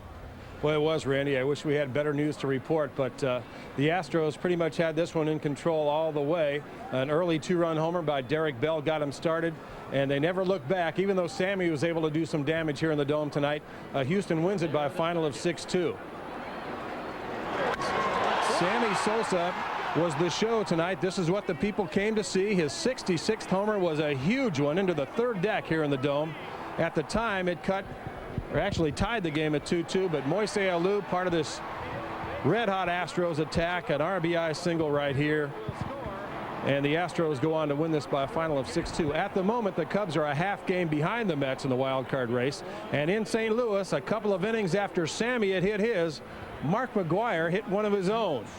Big Mac's 66th. He and Sammy once again tied for the Major League home run lead. A sensational story going on there. But it would be a lot more happy right now if the Cubs had won this game tonight. The Mets are in the top of the ninth. It's a 6-5 Atlanta lead. Let's hope they hang on, and let's hope things remain dead even. We'll be back with much more in about 20 minutes in sports. For now, live from Houston, Dan Rowan, WGN News. Never a dull moment. Thank you, Dan. Well, it certainly seems everyone is a Sammy Sosa fan, even fans from the opposing teams these days. WGN's Jerry Orr joins us live now from Houston and says it was like Sammy Sosa Day in the Astrodome. Huh, Jerry? Absolutely. It was a hot and muggy night in Houston, but almost 52,000 fans came to see Sammy and the Cubs. Now, they were not disappointed because Sammy hit the home run, number 66, and the Astros won. But for Cubs fans, it was another sad day. He's making history and making friends on the Slam and Sammy traveling show. Everyone wants his autograph, and some kids are lucky enough to get it. Like everything, like my heart's just like rushing still after getting this ball. I mean, you know, maybe he signs 20 people. I mean, I don't know how I'm so lucky. Seriously, I mean, not many guys even. You know, he's got so much pressure just to come out and sign balls. I mean, what a great guy. And what a great swing. Sammy entertained the crowd with several home runs in batting practice. He's in the momentum right now to be the home run leader right now. Definitely it is. Pulling for the Cubs? No, I am for the Astros, but definitely today I am for Sammy Sosa. While the focus was on Sosa, Brant Brown took his determined cuts in the batting cage with little notice. He's a great young man. We all know that he's been a big part of the success. We've enjoyed this part, and we're rooting for him to get a couple big hits this weekend. Every time Sosa came to the plate, Astros fans stopped whatever they were doing and gave Sammy a standing ovation. And the Dome was really rocking in the fourth when Sosa dug in against his countryman, Jose Lima. Oh, it was fantastic. It was fantastic. Never seen anything go up that way, up in that left field bleachers. Never seen anything like that. Fantastic. It was beautiful. It brought tears to my eyes. I was just so happy for Sosa representing. All right, Sosa #1. Woo, Sosa! Sammy held the lead over McGuire for exactly 42 minutes until Big Mac also connected. Brant Brown had a couple of nice plays in the field, but nothing really offensively to jumpstart the Cubs.